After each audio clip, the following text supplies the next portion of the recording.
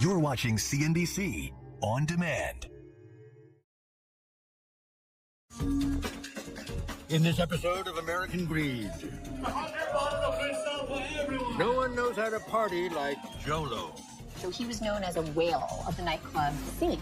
The mysterious businessman drops as much as $500,000 a night. He buys a $250 million super yacht and dates supermodels. He would buy Bergen bags as gifts for the different models. He was spending $10 million or $20 million at Las Vegas casinos. He pals around with celebrities like Leo DiCaprio and even finances their movies. Jolo gave Leonardo DiCaprio an Oscar that Marlon Brando originally won for On the Water. Either. And steal on a scale the world has never seen. This is one of the largest economic crimes in the history of the world. Tonight, the man behind what may be the biggest theft of all time. Then when I find out it was $4.5 billion, I was shocked. And the New York bankers and other VIPs who benefited from his big bucks. It's so interesting. The friendships that money... Without asking any questions. You don't question when somebody's a billionaire where the money's coming from.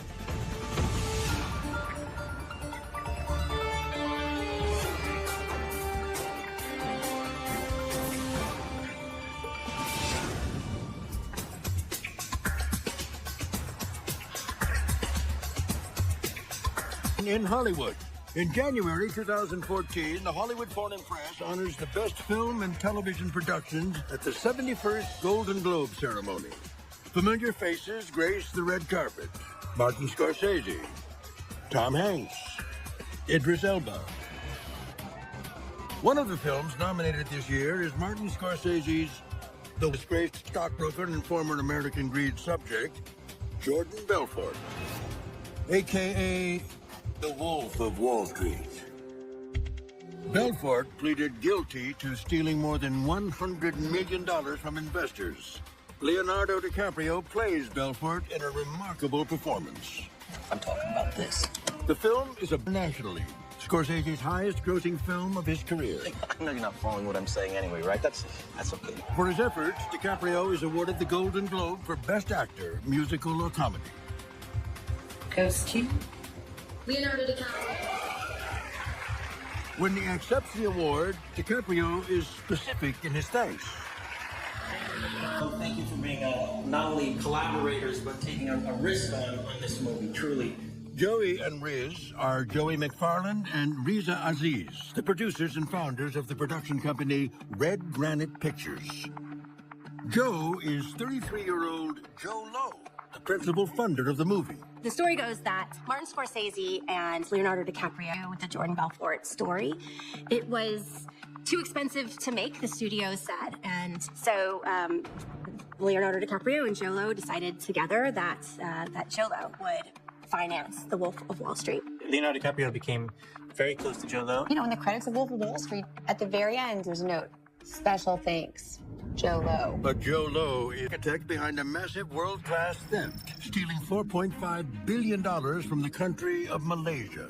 I think it's just safe to say this is one of the greatest frauds of all time, certainly in our time. And it's bigger than things like even the Bernie Madoff scandal. Leonardo DiCaprio's award-winning film is financed with dirty money. They made The Wolf of Wall Street a movie about crime, fitting that movie was financed by fraudsters about fraudsters. The story of Jolo begins in the tiny Malaysian island of Penang, a former British colony. His family background is steeped in mystery. What is known is that Jolo's family is part of the ethnic Chinese minority, and his father owns a garment factory that provides people. He's the scion of a very rich family. Whether that's true or whether they are merely well off, it's clear there's enough money to get Jolo out of Penang.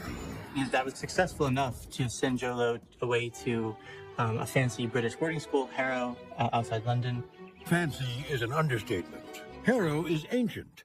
Shakespeare was a young lad when it was founded. Minister of India, Jawaharlal Nehru, King Hussein of Jordan, and Sir Winston Churchill. Jolo doesn't squander the opportunity to connect with the crazy rich and fabulously well-connected. In fact, one of the friendships he forges at Harrow is with Riza Aziz, a fellow Malaysian who eventually gets a shout-out from Leo at the At the time, I believe, was the Minister of Defense. After graduating from Harrow, Jolo moves to the United States and the University of Pennsylvania's Wharton School of Business. Once again, he makes connections to wealthy and even royal families from Saudi Arabia, Kuwait, and Abu Dhabi. He even told some people that he was a prince in Malaysia. While still enrolled in college, Lowe makes a name for himself as an alleged financial wizard. He started an investment fund while he was at Wharton. And that was making investments on behalf of some wealthy families he knew in the Middle East and around the world at that time. The company's name is the Winton Group Tons of Money. He was very interested in using his social cachet and his social connections to get access to a lot of money to make investments. And in a sign of things to come, Lowe is known for throwing ridiculous parties. For his 20th birthday, he rents out a club in Philadelphia, running up a $40,000 tab. The famous party he threw at the University of Pennsylvania, he actually stiffed the club owners. He convinced them that he had the money, and then when they came to pay the bill, he said he didn't have it, and he ended up paying a lot less. The youthful transgressions are written off, but the connections abide. After graduating from Wharton, he helps the Kuwait Finance House, the world's first Sharia-compliant bank, purchase and 80s Malaysia in 2006. He was coming across to them as this sort of investing prodigy, just because of the way he was able to talk and sell himself. While Jolo knows how to talk, money speaks even louder. Next on American Greed. See how the mild-mannered Malaysian uses stolen money to realize his fantasies and burnish his...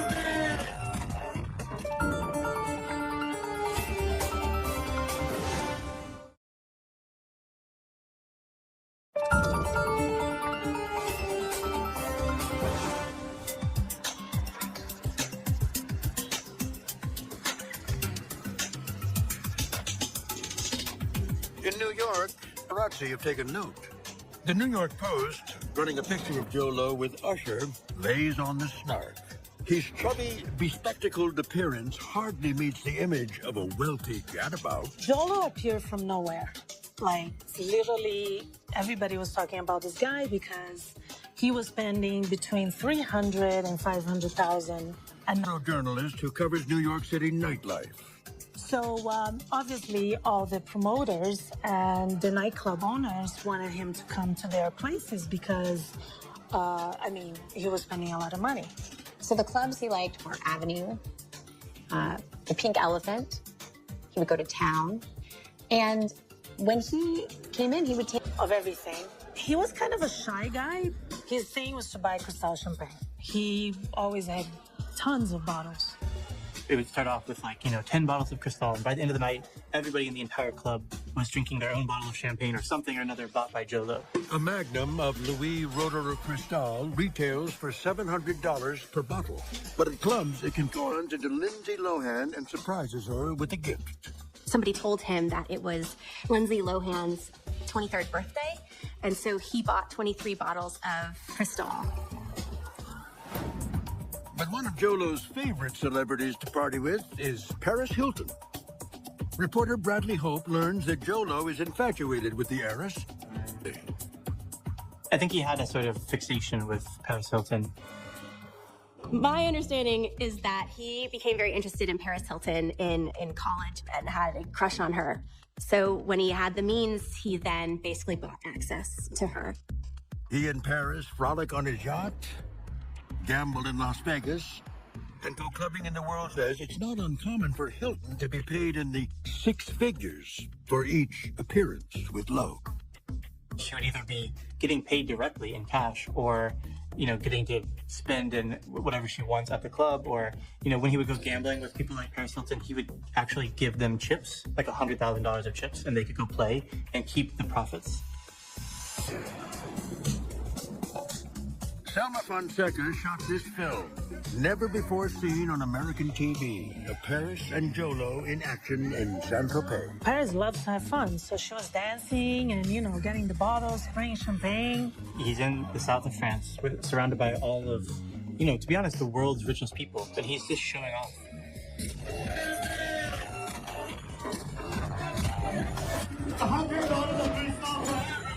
He would go on the microphone. He would say something like, for the waiters to bring a bottle for every person that was inside of the club. So they would bring 100 bottles, and then give it to everybody. What's interesting about Jolo is that... And I think this was his way to buy in. Using his wealth and status, Jolo is able to buy many things. Over a span of 2 years, the feds say Lowe spends $200 million on gifts and jewelry for his friends and fellow partiers. Jolo loved to purchase gifts for women, like watches, and he would just give them away to models and other women he was hanging around with. Joe sometimes just had a box full of Rolexes he would gift people. So he'd have things, thanks for coming, here's your Rolex. He even dates Victoria's Secret model Miranda Kerr and lavishes her with $8 million in diamonds. They started this extremely lavish gifts. He bought her diamonds, heart-shaped diamonds. They also traveled around the world together on his private jet, and famously he gave her a translucent piano in her house in California. But the relationship doesn't even last a year. C'est la vie. While at Wharton, Jolo was called the Asian Great Gatsby. And no idea about the source of their host's wealth. He would always purposefully kind of seed misinformation that made him sound more attractive. He had told my friends that his parents owned the Petronas building, which at the time was the tallest building in the world. He had told people he was royalty. There were even rumors he was an arms dealer. Then getting his money from. One inside observer said, nobody spends their own money like that. It's just weird. It gets even weirder.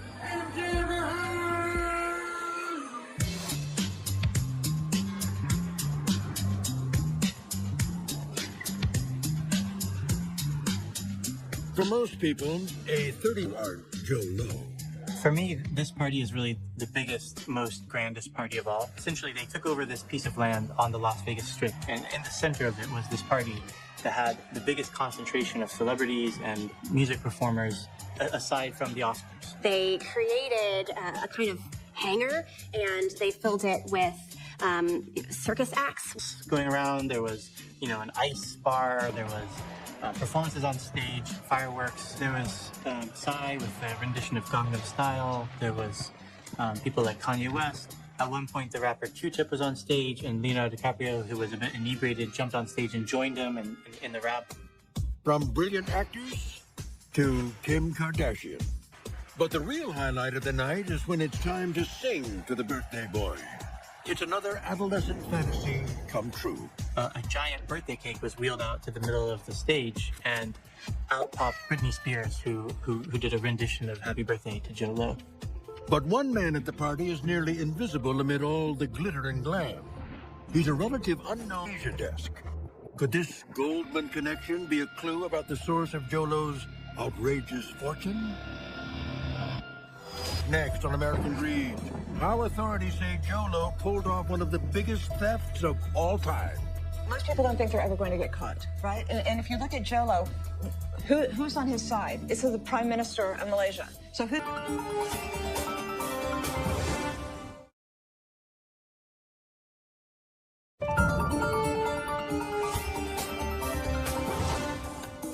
Seemingly overnight, Jolo graduates from Wharton to being a financial power player and international man of mystery.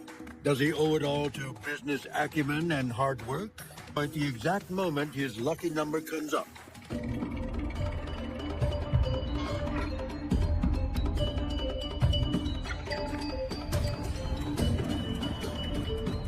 In April 2009, Najib Razak wins a national election and becomes Malaysia's 6th prime minister. Razak is the stepfather of Jolo. Jolo immediately makes his move. He was sort of entranced by people who had things he didn't have. So in this case, it was political power. Jolo understood the extreme importance of maintaining a strong relationship with Prime Minister Najib and his family. During his time studying international finance, federal authorities say Jolo becomes fascinated with sovereigns, which controls a mind-bending $500 billion worth of assets, with the goal of investing for the good of the country. Jolo now has an audience with Malaysia's Prime Minister. And he pitches him on the idea that Malaysia should jump in the sovereign wealth pool. Jolo came up with this idea at some point that tap into extreme amounts of money and power. But he learned that through people that he was introduced to in places like the UAE and Saudi Arabia. It was supposed to be like the benevolent fund for the country of Malaysia, where money would get pulled in and generate funds that would help the people of Malaysia. The new sovereign wealth fund is named One Malaysia Development Middle Eastern Model. Malaysia is at a disadvantage in starting its new fund. In places like Saudi Arabia, those sovereign wealth funds are funded mostly through profits from the oil industry. But in Malaysia, they didn't have the billions of dollars needed for a sovereign wealth fund. They were going to go borrow it. They were going to acquire debt, essentially. It means Malaysia's taxpayers are on the hook for the fund. Prime Minister Najib Razak is the fund chairman. Jolo never holds an official title, but is instead considered a consultant. Jolo purposely did not have an official role in 1MDB. He stayed behind the scenes as sort of an advisor. In reality, he was running the institution, but they treated him as if he was the absolute, CEO of the fund. One of the first projects they invest in is a joint venture with a Saudi oil extraction company. 1MDB chips in $1 billion in Malaysian state funds for the project. But according to bank records, much of the cash is rerouted to a shell company secretly held by Jolo. A thought the transaction. So the first major theft from 1MDB is really just the kind of crazy brazen fraud. When it came to 1MDB was about to send the money, there were some changes done on the paperwork because obviously Jolo was controlling 1MDB. He could make these changes. And so with a simple signature from 1MDB, he suddenly had $700 million in his own account. In the following years, financial giant Goldman Sachs, whose market capitalization is $134 billion. Remember, the context is these sovereign wealth deals were happening not that long after the financial crisis in the U.S. And a lot of banks, including Goldman, were really looking internationally as a new source of big profits. Tim Leissner is Goldman's point man with one birthday bash in Las Vegas. Leissner is a rising star at the firm, known for working hard and partying even harder. He dates and eventually marries reality TV star and former model Kimora Lee Simmons. Access to the power structure of a place like Malaysia, knowing that they're in the process of building a sovereign wealth fund out, for Tim Leissner and the Asia desk of Goldman Sachs. But according to investigators, Leissner has been warned about not doing business with Jolo. Anti-money laundering officers at Goldman Sachs have questions about how Low makes his money. Timothy Leissner tried on multiple occasions to help Jolo get in private banking, said, we don't feel comfortable with his source of funds. Within Goldman Sachs, the name Jolo was considered a problem. But the feds say Leissner wants to do a deal with his friend, so he simply lies to his bosses at Goldman Sachs, and the internal investigation is dropped. They were given assurances that Jolo wasn't involved in the 1MDB deal. Beginning into separate bond offerings, they ultimately raised $6.5 billion for 1MDB. For their efforts, Goldman Sachs collects $600 million in fees. And Tim Leissner is put on a pedestal. Timothy Leissner, his career really took off because of this work that he did in Malaysia. One senior official said, everyone should do more like Tim Leissner. $2.5 billion would go a long way in Malaysia. The country is newly industrialized, but still developing. The per capita income in Malaysia is $10,000 a year.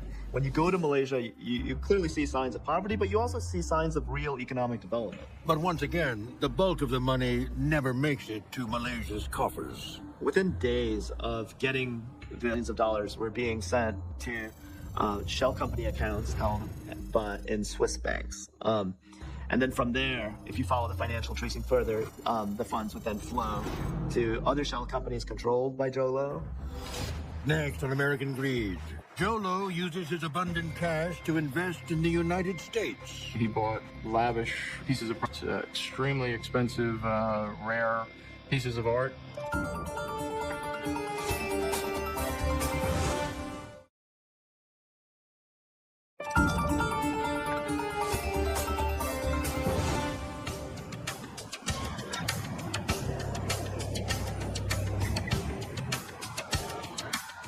more important endeavors when he arrives in the United States. In 2010, he hangs out a shingle called Genwell Capital. According to its website, the firm cultivates lifelong partnerships with significant investors such as leading sovereign wealth funds. So in places like New York, there's an entire industry devoted to catering to high net worth. Feds say Jolo's real business is laundering all the money he looted from Malaysia. Lowe uses shell companies to purchase a $24 million unit in Manhattan's Park Laurel building, a loft in Soho for nearly $14 million, a $140 million stake in the Park Lane Hotel, and a $30 million penthouse in the... Oh, Jay-Z and Beyonce lived there. So, this place had a lot of cachet. It was flashy, it was luxurious. In 2012, he partners with Sony Music and others to purchase EMI Music Publishing for $2.2 billion. The business contains the song catalog of Michael Jackson, Lady Gaga. Bob Dylan's contribution is $106 million. These are major financial transactions. As Jolo's reputation grows, so does his celebrity circle. He gets friendly with musical artists like Busta Rhymes, Ludacris, Swiss Beats, and Alicia Keys. Keys even features in a promotional video for Genwell Capital. To encourage that type of bravery and boldness that really creates the timeless classics.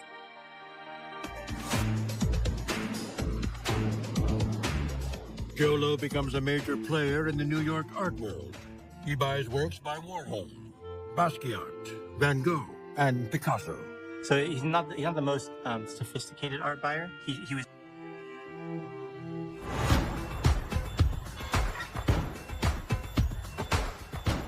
But Jolo isn't just in an empire state of mind.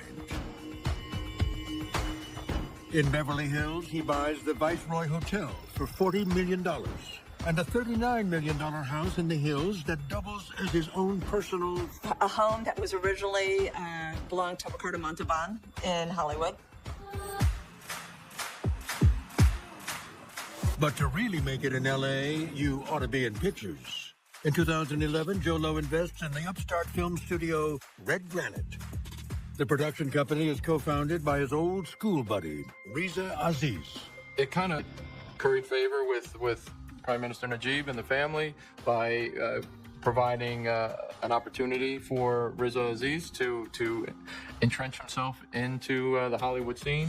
Red Granite produces a handful of films, including the sequel to the Jim Carrey smash Dumb and Dumber. But their crowning achievement is the adaptation of the raunchy memoir of 2 years. The studios were passing on The Wolf of Wall Street because they thought it was just too excessive. The project wasn't moving forward. They couldn't find the money to make it. DiCaprio finally sees his dreams realized when he meets the Red Granite team and their mysterious benefactor. When Jolo heard the pitch with Riza, they said, look, we'll finance this. It's a story as old as Hollywood. Deep pockets and dreams of seeing their name in the credits. When people show up on the scene and start throwing tens of millions of dollars around, it certainly didn't take a seasoned investigator to understand that there was something wrong. Next on American Greed, who says money can't buy happiness? Jolo's abundant cash appears to buy himself a best new bud. Was an Oscar that was given to Marlon Brando. Want more greed?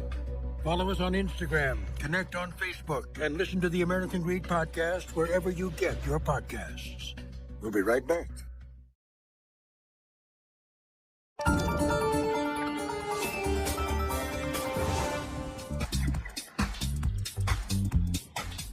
To celebrate the founding of Red Granite and to announce their intention to make the Wolf of Wall Street, Jolo and his buddies throw a bash at the Cannes Film Festival in 2011. The Cannes party is when Hollywood met Red Granite. They weren't really meeting Jolo, though. He wasn't such a big presence at... Kanye West and Jamie Foxx perform on stage. Of course, the film's star, Leonardo DiCaprio, is there. The real-life wolf, Jordan Belfort, is also in attendance and has an interesting take. Remember the anonymous clubgoer who told the New York Post, "Nobody spends their own money like that, it's just weird"? Turns out, the convicted felon, Belfort... This party and thinking, it was a red flag for him. Nobody spends their own money like this. It had that feeling of stolen money. It takes a thief. When it comes time to make the film, Red Granite spares no expense for Leonardo DiCaprio and director Martin Scorsese. They put up the entirety of the film's $100 million budget, and because obviously the studio system asks a lot of hard questions. They say no to things, and they kind of curtail the creativity of some of these filmmakers.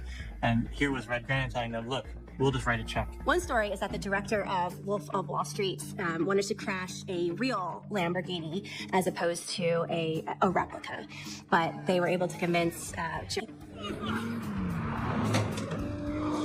The film debuts in December 2013 and is ultimately a success, making $392 million worldwide. Scorsese has directed films considered among the greatest of all time, such as Taxi Driver, Mean Streets, and Goodfellas. But it's this over-the-top saga of depraved greed. During production, Jolo allegedly becomes close with DiCaprio, both personally and professionally. Jolo was going to fund their entire slate. So every project they wanted to do, if they wanted to do it their own way, he would be the guy that would fund it. Leonardo DiCaprio's film company Appian Way is based in a building on the Sunset Strip. Red Granite's office is in the same building. Projects, thinking about ideas. Jolo buys a mansion in Beverly Hills around the corner from DiCaprio's home. He flatters his new friend by giving him $13 million worth of art, including works by Picasso, Basquiat, and photographer Diane Arbus. But Jolo's biggest and best gift to Leo is something more personal. The story goes that when The Wolf of Wall Street, Riza Aziz and Jolo were able to, or purchased an Oscar that Marlon Brando originally won for On the Waterfront, and gave it to Leonardo DiCaprio as a kind of consolation prize. Next on American Greed, Jolo's reckless spending finally catches up with him when he buys his... The creation of this incredible yacht, which at the time was the most expensive yacht to ever be built.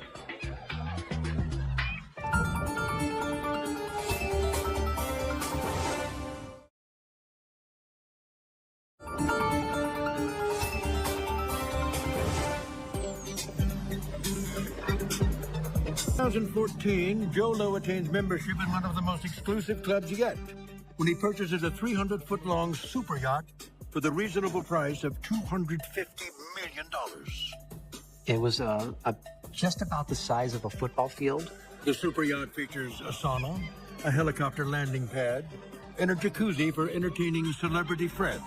It was gaudy. It had everything. This is why people steal money. But while Jolo lives it up on the high seas, a storm is brewing. It's currently being investigated by multiple parties. In February 2015, Louise Story of the New York Times has one of the first big exposés on Jolo. For more than a year, she's been investigating the use of LLCs and shell companies Time Warner Center. The mysterious Jolo is one of the first people featured in her series. As I talked to bankers in Malaysia, I found out that Jolo had been an investor to 1MDB. So that right there opened a big can of worms. Over at the Wall Street Journal, Bradley Hope and his colleague Tom Wright have their own series investigating stories saying the FBI was investigating Goldman Sachs, and then we continued to write about things that U.S. investigators were doing. The Fed's investigation is part of their new initiative to crack down on international corruption cases. Jolo's behavior made it crystal clear that the connections to the United States were extremely strong. From 2009 to 2015, U.S. authorities say 4.5 in a vast international conspiracy. In 2016, the U.S. government files a civil forfeiture complaint seeking the recovery of more than $1 billion in assets bought with stolen money. Jolo initially resists the government's actions, but eventually gives up. He didn't necessarily cooperate, he just sort of gave up the fight. Jolo never made an admission of guilt, but he... include his real estate holdings in New York and L.A., the jewelry gifted to Miranda Kerr, and the artworks and Brando Oscar given to Leonardo DiCaprio. I will say that the FBI did not necessarily have to hit down any doors, but Leonardo DiCaprio only turned his assets over to the FBI after they were named in a complaint. At the time of auctioning it off to raise money for his charity. And in a first, the U.S. government seizes several films when they crack down on Red Granite Pictures. The United States seized the rights to several movies, including The Wolf of Wall Street, because they were made directly with money stolen from one MDB. Red Granite settles and pays the U.S. government 60 million criminal charges. However, Red Granite co-founder Riza Aziz surrenders $60 million in assets to the U.S. government.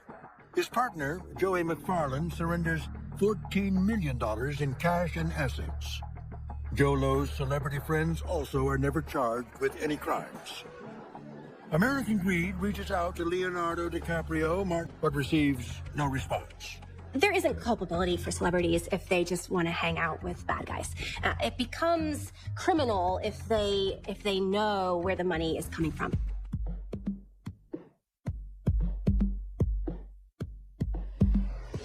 In 2018, U.S. prosecutors filed criminal charges against Goldman Sachs executive Tim through the U.S. financial system.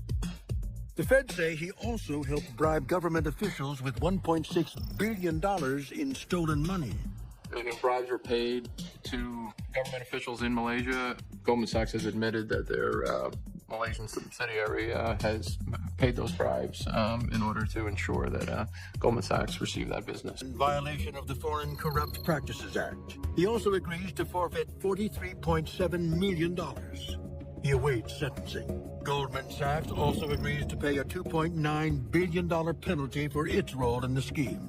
And they paid the largest criminal penalty for an international corruption case in DOJ history.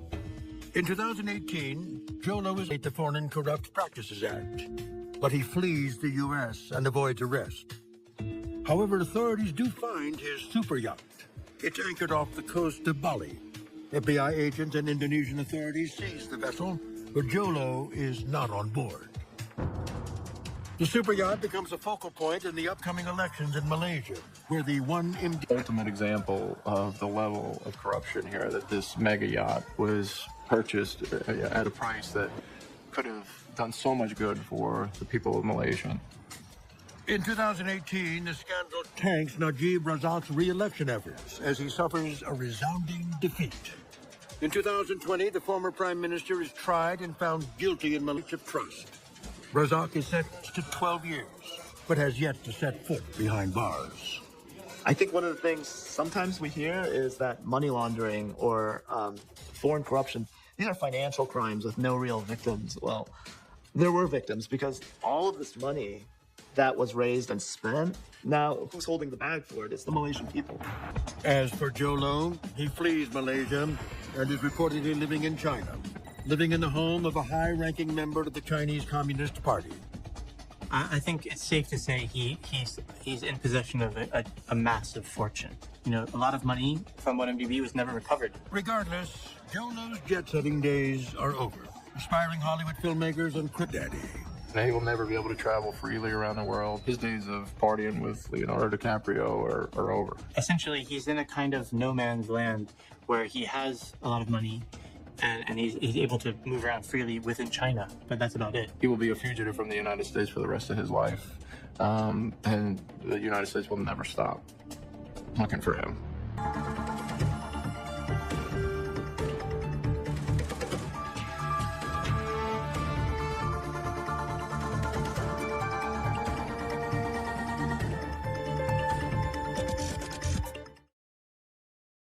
You're watching CNBC On Demand. In this episode of American Greed, Aaron Shimo was the kid next door.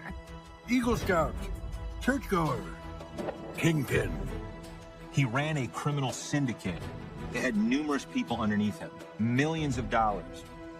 A young man with the resources to succeed. He had very, very good parents, good siblings, and really sort of fashioned himself a little bit of an entrepreneur. But despite his daily affirmations and positive thinking, he's breaking bad. Very bad. He was down in the basement running a pill press. And you're able to produce 7 to the math. Tonight, the story of an unlikely dark web drug lord whose lifestyle is documented in social media photos that would come back to haunt him at trial. A story told by the reporters who chased him. You have a stereotype of what a drug kingpin is, and I don't think for a lot of people he would necessarily fit that stereotype. The feds who collared him. The amount going to each place was just astronomical. And the families whose lives he'd change forever. When we found out it was made in someone's basement, we were just like, you have to be kidding me. This was one pill. They didn't know what they were really buying. Mr. Shammo was motivated entirely by greed.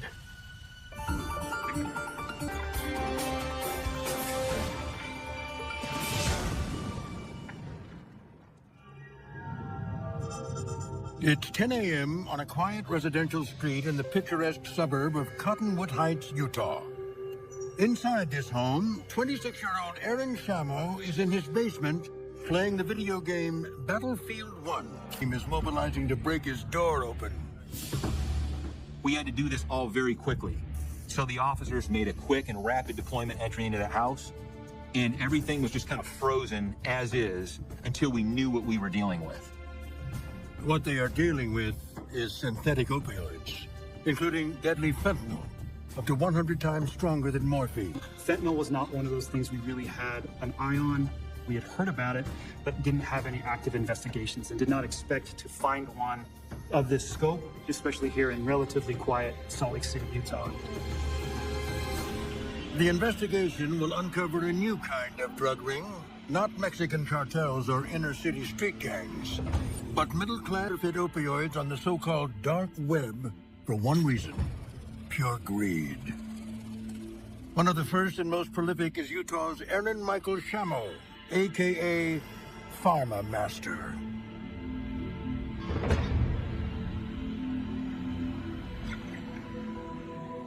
Aaron Shammo is born in Salt Lake City, 3 daughters.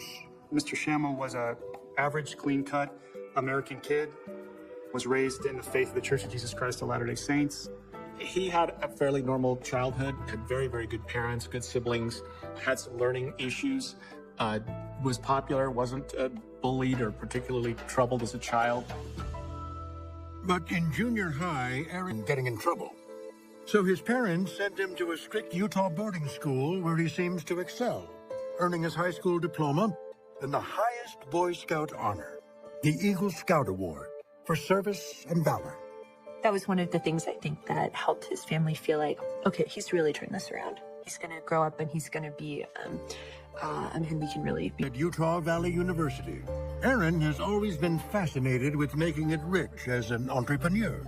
His siblings are all very successful, and so they kind of set the bar high, and he felt like he wasn't living up to his family's expectations. And I guess to him, part of that was the money side, to make money and show that you're successful by the money you bring in. And reading books like Think and Grow Rich and books like The Secret to manifest your desires and your destiny. But 2 years in, he's failing classes and spending most of his time partying and delving into the fledgling world of Bitcoin mining. So he drops out and lands an entry-level job at eBay with his best friend, and Aaron Shammo thinks it's unfair that he still has to work, so he quits. The friends soon come up with a business plan combining 2 of their favorite things: party drugs and Bitcoin. They start off selling their own prescription Adderall on the dark web, a part of the internet reached through a special browser where guns and drugs are traded.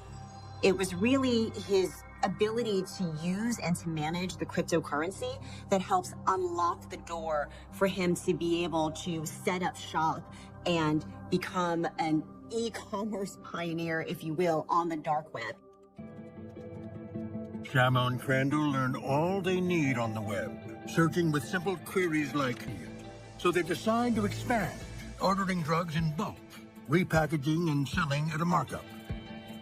And he found that it was easy to purchase controlled substances through the internet, illegally, of course, and that there was a huge market for that. At first, it was drugs like Xanax or erectile dysfunction pills because they were very popular. The dealer gives Aaron Shammo some intel that changes his life. The big money is in fake oxycodone. Opioid abuse in the United States is at epidemic levels. In 2016, opioid abuse, and particularly Oxycontin addiction, is blowing up, and it's getting worse by the day. With limits on prescription pills, Shamo's entrepreneurial mindset finally has a focus, and he decides to go all in, counterfeiting the pills himself. Shamo orders bulk supplies, including fentanyl from China, a much cheaper and more potent synthetic opioid used in counterfeit drugs. He sets up a pill press in his basement and watches YouTube videos. These kids were trying to come up with these recipes on their own. They weren't chemistry majors. They found information online, and they did this through trial and error. The first batch of pills they made were sort of turned away because they didn't quite look like oxycodone. They were all splotchy and speckled. But eventually, they got the formula down, and that means that their pills became incredibly popular. Fentanyl and shaken by hand. Dyes are added. Blue for oxys, for example. The mixture goes into the pill press hopper. And extruded pills are stamped with illegal counterfeit stamps, also purchased online, to match the original pharmaceutical markings. It is not uncommon with any type of even tabletop industrial pill press to be able to produce in between, each pill on the street roughly goes for, say, in between $20 to $40. And you're able to produce 7 to 10,000 pills an hour, and you're turning out pills all day. You do the math. You end up coming up with millions in dollars of illegal drug proceeds. Shamo calls his online storefront PharmaMaster, on one of the largest legitimate eBay marketplace. Within a few months, word of PharmaMaster's reliability and the quality of his pills starts to spread. Sellers like Mr. Shamo would be rated on things like quality, price, stealth, and that's their term for how expertly the seller ships the drugs to avoid law enforcement detection. And Mr. Shamo's feedback, positive comments, people saying he's the best darknet vendor, period. Business is so good that Shamo hires his gym buddy, Luke Haas, to mix and press thousands of oxy pills a week. He hires 2 friends full-time for order fulfillment, packaging drugs in vacuum-sealed Mylar bags and shipping out hundreds of orders. Pal Sean Gigi as a runner, picking up the packed orders 5 days a week and dropping them off at various mailboxes around the Salt Lake Valley. Aaron Shamo is not your sort of bad guy movie image of a drug ringleader. He has lots of texting, lots of smiley face emojis, LOLs. These were sort of generally his friends, and the communication reflected. Aaron Shamo is yucking it up with his pals. He's growing richer by the day. But defense attorney Greg Skordas insists that for his client, it isn't all about the money, just partly about the money. I know that people will not believe this, but they really thought they were filling a niche. They thought that a lot of people were needing pain medication and couldn't get it. They were young kids. That's really what got them into it. And of course, they made a tremendous amount of money. Even if Shamo tells himself he's only helping people with chronic pain, by the summer of 2016, PharmaMaster is shipping out up to 50 orders a day to customers in all 50 states, and is in the top 1% of all distributors on Alphabay. Aaron, entrepreneur, growing his startup. You both have somebody who's very motivated and very much wants to be this image of this sort of classic American image of a major entrepreneur somehow, but of course did apply it to this very illegal enterprise and did, at the very least, it appears, not examine the consequences of what this could all bring about. Master is raking in profits, but not every customer is coming back for more. Just didn't care. Money was too good. Profit was too steep. The luxuries were too high. The problem is that willful blindness translated over into death.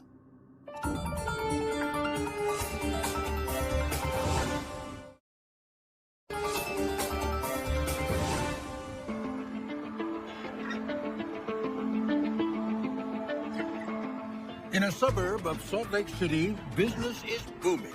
Money is flowing in, and packages are shipping out. One of them will travel 2,200 miles and change the recipients' lives forever. In the quaint Long Island town of Center Moriches, on Main Street's Retail Row, Tova Keblish owns Gavin's Treasures, a gift shop named after her only child. In 2016, Gavin Keplish is 23 years old and a recent University of Albany graduate with a bachelor's, became an incredible counselor, basically for kids that were a little difficult. He understood them, he got them, and he did it very well because he knew what it was like to be misunderstood.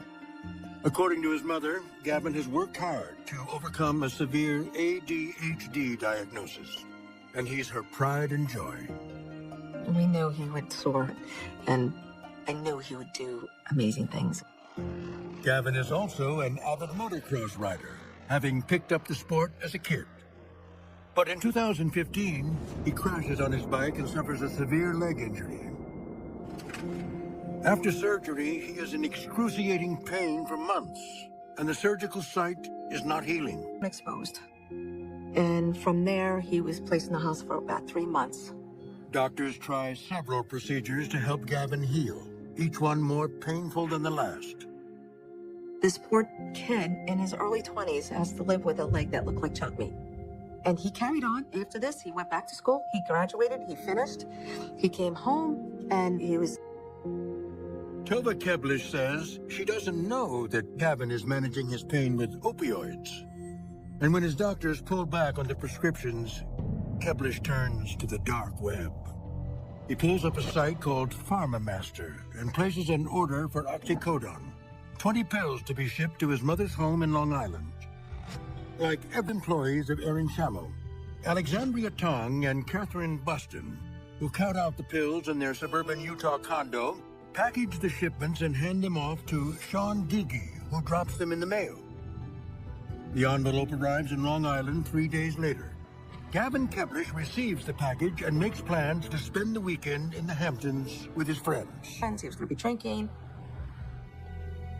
Yeah, we were planning on taking him to go get a new truck the next day. He's like, I want to get a new truck. He had his own money at the time. So he said, okay, Saturday when you come home, we'll go for a car. The next day, Gavin is attending a party in the beach town of Montauk, New York. At some point in the night, according to investigators, at 6 a.m. the next morning, a passerby sees what appears to be the body of a young man lying in a grassy area off the road. Police respond and identify him as Gavin Keplish. Later that day, Tova Keplish learns that her only child is gone, dead of a fentanyl overdose. He died roughly around 2 a.m. And that's all I remember. I don't remember anything else after that. For a year, the family is left with nothing but questions. How did this happen, and why? I will no longer have grandchildren. I'll no longer have our own wedding for our son. That's rough. That's really was. Going forward as he grows, it's very hard. Yeah, it's pretty hard. Next on American Greed. All over the country, cases like Gavin's are happening every day. And the fentanyl death toll goes nowhere but up. Mr. Shamble was putting approximately 1 milligram of fentanyl in each pill. Crush up and snort 2 pills. You're dead.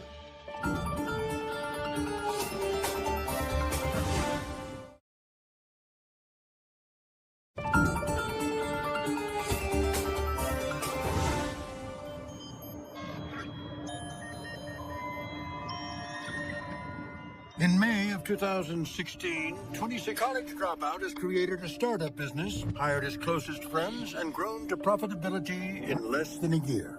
He was kind of a young, college-age playboy. He liked to lift weights, he liked to be with the girls, he liked to look good, drive the nice cars, wear the fancy watch and the sporty clothes. That was him. He's young, living what he viewed as his best life now. In his self-help books, I am Shamo. I am awesome. My friends love me. I created an empire. People look up to me. It sort of brings to mind like almost a combination of Breaking Bad and The Social Network. He would write these things and try to manifest them into the world. By the end of his first year, the only catch, his business model is totally illegal. He's selling thousands of counterfeit opioid pills through his dark website, PharmaMaster. But in the rush to meet demand, the quality of his product begins to slip. One review says, "This is as close to an overdose as I have ever come. it just kept coming stronger and stronger, which means people are overdosing. But if Aaron Shammo was aware of any problems with his product, it is not slowing him down. At this point, PharmaMaster is generating roughly $100,000 in revenue each day. Shammo spends it on a house, a new BMW, weekend trips to Vegas, and first-class vacations. He loved fine wines. He loved cruises, going to the beach. He spent money right and left as fast as he could get it. By this time, Drew Crandall, who started PharmaMaster with Shammo, is no longer intimately involved in the business, and Aaron Shammo is calling the shots. Shammo ups his profits when he starts selling drug dealers. This is how authorities believe 23-year-old Mitch Kuffner and his best friend, 23-year-old Devin Young, come in possession of Shammo's 30-milligram pills called Roxy-Oxycodone. Kuffner has spent his whole life in Woods Cross, Utah, a suburb of Salt Lake City. He had a tough inner self. He loved to shoot, fish, his Jeep, Boston Red Sox, and his friends and family. In 2016, he works as a dairy manager at a local grocery store and is helping to raise his girlfriend's young son. He had moved into an apartment with his girlfriend and her little boy. He was looking at a promotion. His best friend, Devin Young, suffers from depression. Devin's mother, Kelly, says that Mitch is Devin's biggest supporter. But on the night of June 8, 2016, the friends make a fateful decision. They literally bought one oxycodone each. And the reason for that was my son had been depressed. And, if they each got one, they could go back, they could go to sleep at their own beds and get rested, and maybe Devin would wake up in a better place and, Mitch a little bit more rested. They each take a pill and go to their homes. But only Devin wakes up. Shayla Knighton is at work when she gets a frantic call and races home. Pulled up to the house, throwing up on the side of the road. My then 21-year-old son running down the driveway, just in shock. 3 cop cars. The officer would let me in the house. Shayla learns that her son Mitch has died from a Taking Mitchell's body, I asked to see him, and they wouldn't let me see him. I remember my son Devin holding me up from falling to the ground. Mitch's friend Devin Young also took a pill. His mother finds him in bed. He was still overdosing when I found him with that stuff. But, after the fact, he had said that, that's all we got. We got 1 oxy each. It never should have happened. It wasn't much later that he called me to tell me that Mitch had passed away. This was a 1 pill. This wasn't an addiction. They didn't deserve this. They didn't know what they were really buying. Never recovers from his best friend's death. He was an absolute mess. It was devastating to watch. The kid could hardly eat. He was pretty wrecked. 6 months later, out of guilt and feeling as if he was the cause of Mitch's death, Devin Young takes his own life. Yes, the way I look at it is they both died 2 different manners of death. But it was all for the exact same reasons. It all came down to the fentanyl that they bought that night. That is ultimately what ended both of our kids' lives. Mitch and Devin are buried on the same hillside. What might have been. Just thinking of what would he be doing today? Where would he be? Would he be in a happier place? What would he be doing? What would his kids look like? Would he have married the girlfriend? It's not fair. Today, overdose is the leading cause of death of American greed. Aaron Shammo's attempts to hide his operation are about to fall short. When a customs officer IDs one of the country's first bulk shipments of Chinese fentanyl into the United States. To be quite honest, it was shocking. And the first thing on our minds was, we have to find it. We have to stop it. Because literally, lives are at stake.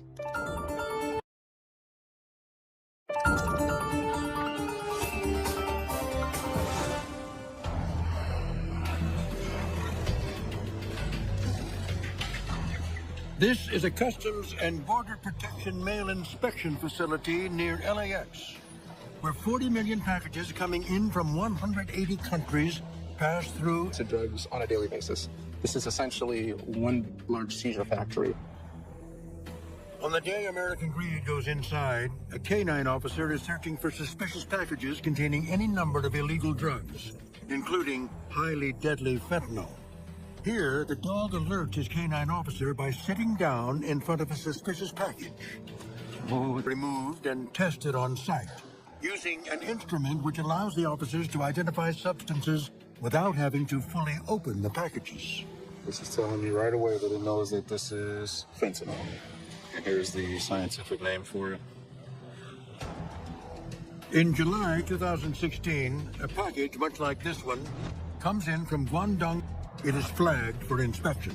Inside, the officer IDs the synthetic opioid fentanyl, now well known, but at the time just starting to hit the U.S. from China. CBP is concerned. They refer the case to federal agents in Utah. 2 of my agents came in my office and said, hey, there's a package of fentanyl that was in her warrant, and go see what that person's doing. That person is an unassuming Salt Lake City resident, 26-year-old Sean Gigi. When we started doing a background on Mr. Gigi, again, very unassuming, didn't fit a typical profile that people view as a drug trafficker or a drug dealer. We did surveillance on Mr. Gigi, and we ended up approaching him. Gigi and Aaron Shammo, and he thinks that they are filled with ecstasy pills. My agents said to him, those packages that you were getting had fentanyl in them. And they watched as Mr. Gigi's countenance changed. After thinking over his options, Gigi agrees to cooperate. He tells investigators that he works full-time. Packages for Mr. Shammo in the mail. But for the last several months, he hired me to be a daily employee. And most nights of the week, I pick up packages off a doorstep. And I take those packages to blue post office collection boxes throughout the community. And he pays me a bi-weekly wage to do it. And so the agents asked him to do 2 things. The first was, they met face to face. Gigi is recording when he arrives at Aaron Shammo's house. What up, man? How you doing? Good.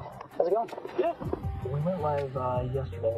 Are you able to pick up tonight? Yeah, I missed last night because I had a bit of an emergency, but okay. Do double duty tonight, get them both out, so. Awesome. Turned out it was payday then. Mr. Shammo and Mr. Gigi talked about their future plans. And Shammo related that he wanted to expand his operation.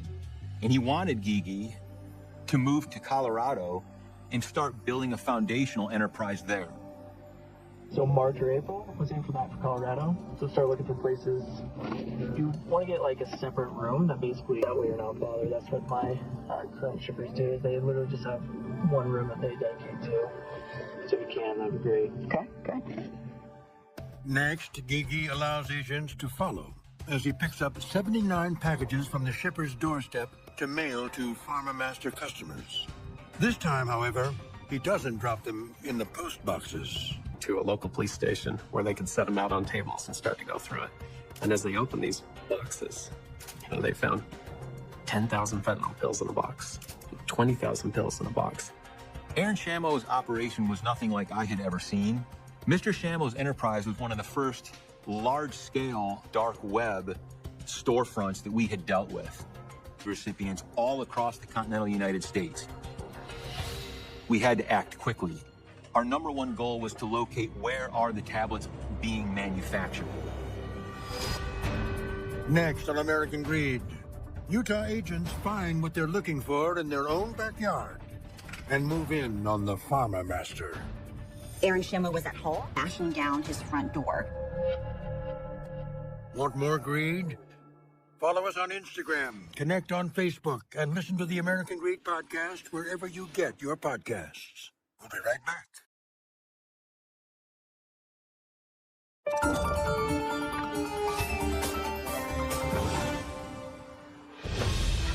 Before Thanksgiving, dozens of agents from the DEA, Homeland Security Investigations, and the National Guard suit up for a surprise drug bust on an unlikely residential block. Cottonwood Heights is kind of a sleepy little upper middle class suburban area south of Salt Lake. The last neighborhood that I honestly thought I would be doing a search warrant in. Evidence at Aaron Shamo's home donned hazmat suits to avoid direct contact with fentanyl, which is so powerful, a few flakes touching the skin have caused officers to overdose. They called him out, pulled him out, and placed him under arrest. Inside, there was a pill press running, just a rotary pill press just pounding away. They saw powder all over the walls, ingredients to go into the pills. They put it in a mason jar, screw the lid on, and shake it. Agents seized $1.2 million in cash from a sock drawer and another $429,000 stored at Shamo's parents' house. But it took them a lot longer, actually, to find one of his biggest sources of cash, and that was Bitcoin. They eventually found worth a couple $100,000.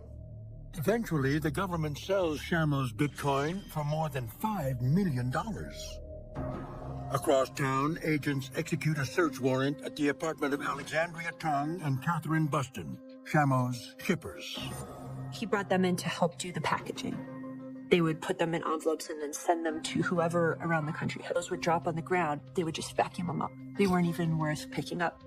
When Shamo's friend and former partner Drew Crandall learns of the arrest from overseas, he quickly shuts down the PharmaMaster store on Alpha Bay.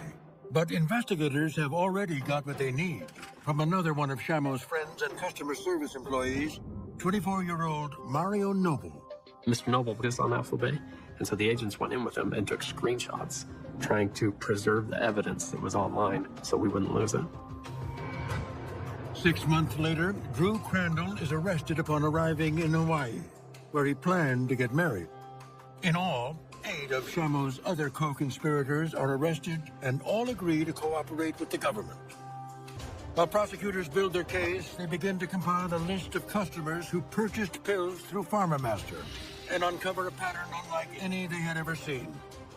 To date, we've identified 90 of his customers who died from drug overdoses.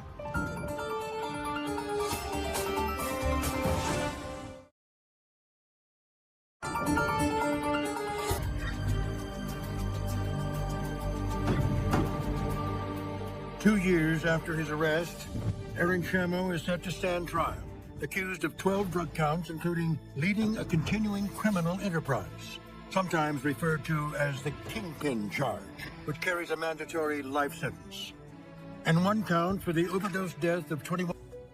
Our focus at trial was the 2 most serious offenses that the grand jury charged Mr. Shamo with. The first was engaging in a continuing criminal enterprise, and then the second was the distribution of fentanyl that resulted in a man's death.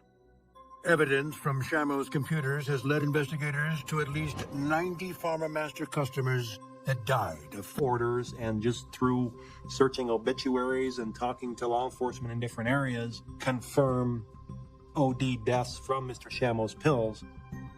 Of the 90 cases prosecutors believe are tied to Shamo's pills, they decide to charge him with the Kluyev case because of the evidence, including a photo from the death scene showing the victim's body and a farm. What the toxicologist was able to show was that he had alcohol in his system and that he also had fentanyl. And so at trial, we called a medical doctor to interpret those findings and give her opinion that the alcohol didn't kill him. Nothing else killed him. But for the fact that he ingested the fentanyl that night, he never would have died. Shamo's defense attorney, Greg Skorda's net, but says he did not cause anyone's death and was not a kingpin. But there's no question the government wanted to make an example out of this case, and Aaron, unfortunately, was right in their crosshairs. Shamo's attorney instead tries to convince the jury that his client got into the drug business to help people. It was wrong, it was criminal, but they really felt that they were filling a niche with the public and couldn't get help for it. The jury, however, does not buy that argument. After a 4-week trial, they find Aaron Shamo guilty on 12 of 13 counts. The jury is unable to reach a verdict on the charge that he caused the death of Ruslan Kluyev. I think it would have been very hard for the jury to say, okay, those couldn't find that. That 1 count of the 13 that were brought against Aaron Shamo, the jury did not make a decision on. However, law enforcement authorities do believe that there was a connection between what was being sold on the dark web through Alpha Bay under pharmacaster's name and 90 people taking those pills and dying. 60 of those overdose victims' families are able to share their stories with the court. They were loved people. They were brothers, sons, grandsons, fathers, friends. They had lives. They had people that loved them. They meant something to people. They're not just numbers. At the hearing, Erin Shamo states, "I'm deeply sorry and regret the decision of my family that I will never be able to wash away." On October 15, 2020, the judge sentences 30-year-old Erin Shamo to life in federal prison. He ran a criminal syndicate that had numerous people underneath him. Millions of dollars, millions of pills going all over the continental United States. No. Because somebody's kid, somebody's wife, is never coming back because of what Erin Shamo did. Their life is gone. And I think Erin Shamo has to pay the price for what he did, and that's exactly what he got. And the jury obviously felt the same. In July 2021, the 8 other suburban Utah millennials are fates. The co-conspirators, including Sean Gigi, Luke Paz, Alexandria Tong, Catherine Buston, and Drew Crandall, all received reduced sentences between probation and 60 months in prison for their part in the scheme. My sincere hope is that Mr. Shamo's case is a cautionary tale for anyone who's interested in making a quick buck death through the dark web. I want those people to know that there are people like me and my investigators who work tirelessly day in and day out to find them, to identify them, and to bring them to justice.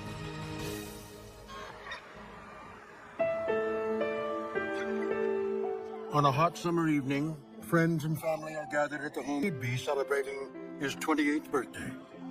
Instead, his mother is hosting a party for what she calls Gavin's Angelversary, or the day her son died from a fentanyl overdose. Mrs. Kevlish invited American Greed to capture the remembrance. Thank you, and I just want you to send your wishes to Gavin, and we're all going to put it in a separate place in Gavin too, so make sure you guys do a little too, all right? We love you so. Now that the trial is done, it's over with, it's kind of like severing the pain and the hardship that we have gone through. And we're going to be doing basically that, the celebration of Gavin's life.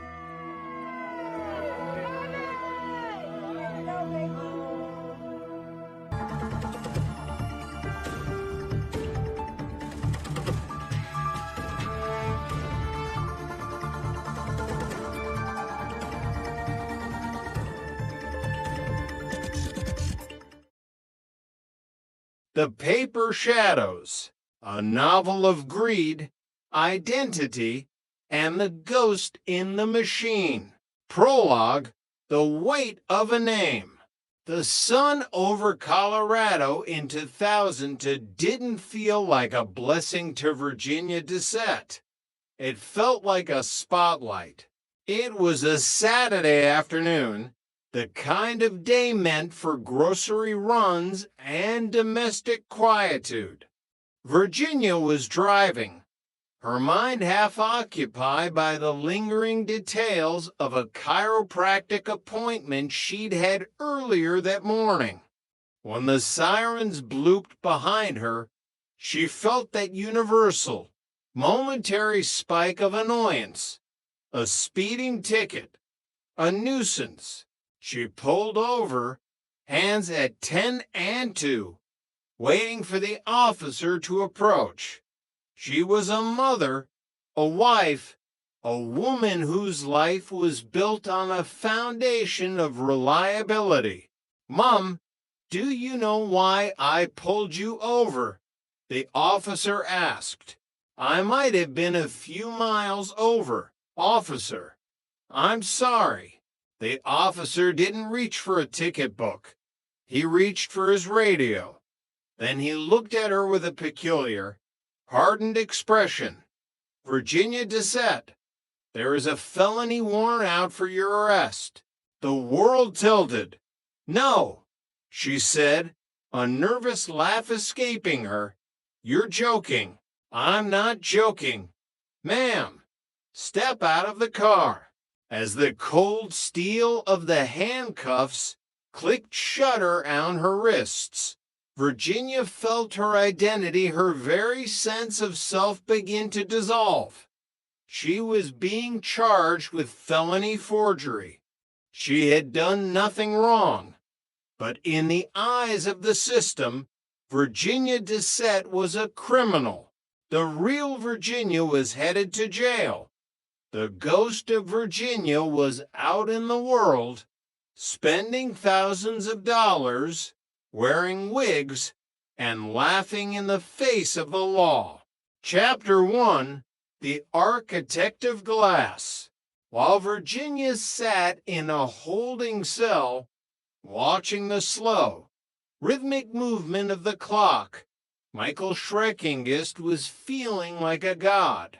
In a cluttered basement in a Denver suburb, the air smelled of ozone, cheap ink, and the sharp, chemical tang of burning methamphetamine. Michael didn't sleep much. Meth was the engine, identity theft was the fuel. On the drug, he could spend 48 hours straight staring at a computer screen, perfecting the kerning on a counterfeit check. It's art, he would mutter to the others. The others were a loose-knit tribe of the desperate and the wired.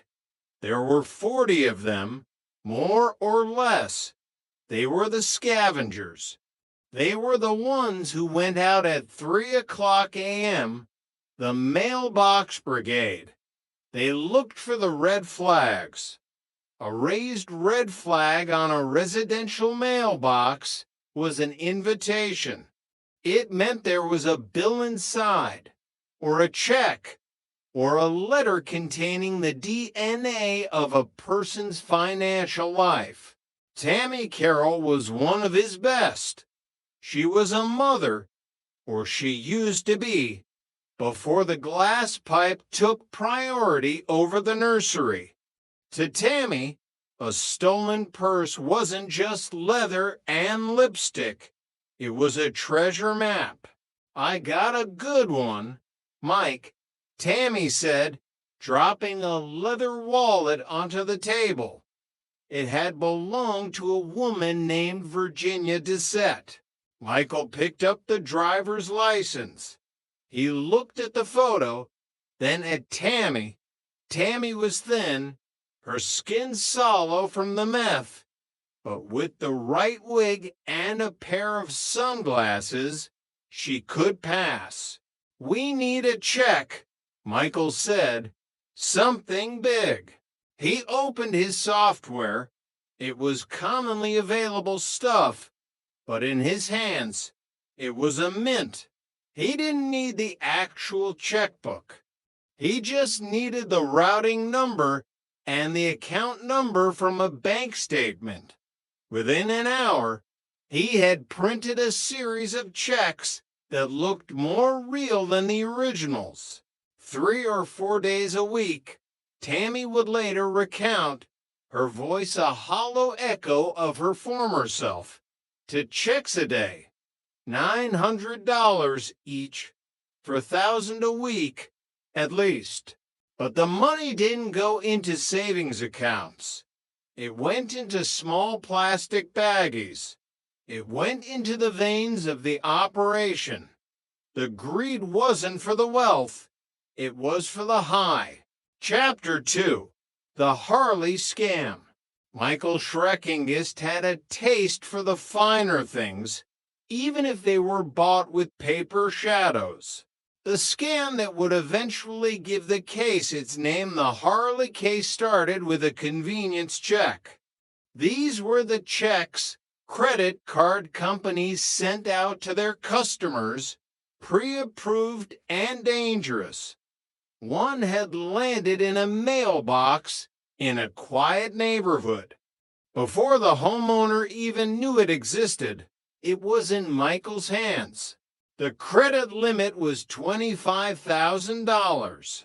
Michael dressed the part. He didn't look like a meth addict when he walked into the dealership. He looked like a man who had earned his leisure. He used a counterfeit ID. a perfect replica of a man named Benjamin Kim. He walked through the rows of gleaming chrome and polished paint, his eyes settling on a Harley Davidson. He signed the check with a flourish. $17,000. The salesman smiled. He shook the hand of a man who didn't exist. Michael rode that bike out of the lot, the roar of the engine drowning out the quiet ticking of the clock that Detective Jim Rock was about to start. Chapter 3, The Hunter. Detective Jim Rock was a man who believed in the tangible. He liked footprints, fingerprints, and hard evidence. Identity theft was a ghost crime, and it frustrated him. He had the checks with Virginia Desette's name on them. He had the bank tellers who swore that the woman who cashed them looked just like the ID. But when he finally sat across from the real Virginia, he knew within 5 minutes that he had the wrong person. "They're dressing up like me," Virginia told him, her voice trembling. "They're wearing wigs. They're ruining my life." Rock began to pull the thread. It started with a woman named Roberta Corcoran, who had been caught in another county. She led to Tammy. Tammy led to the bottom feeders. And the bottom feeders all whispered one name: Schreckingest.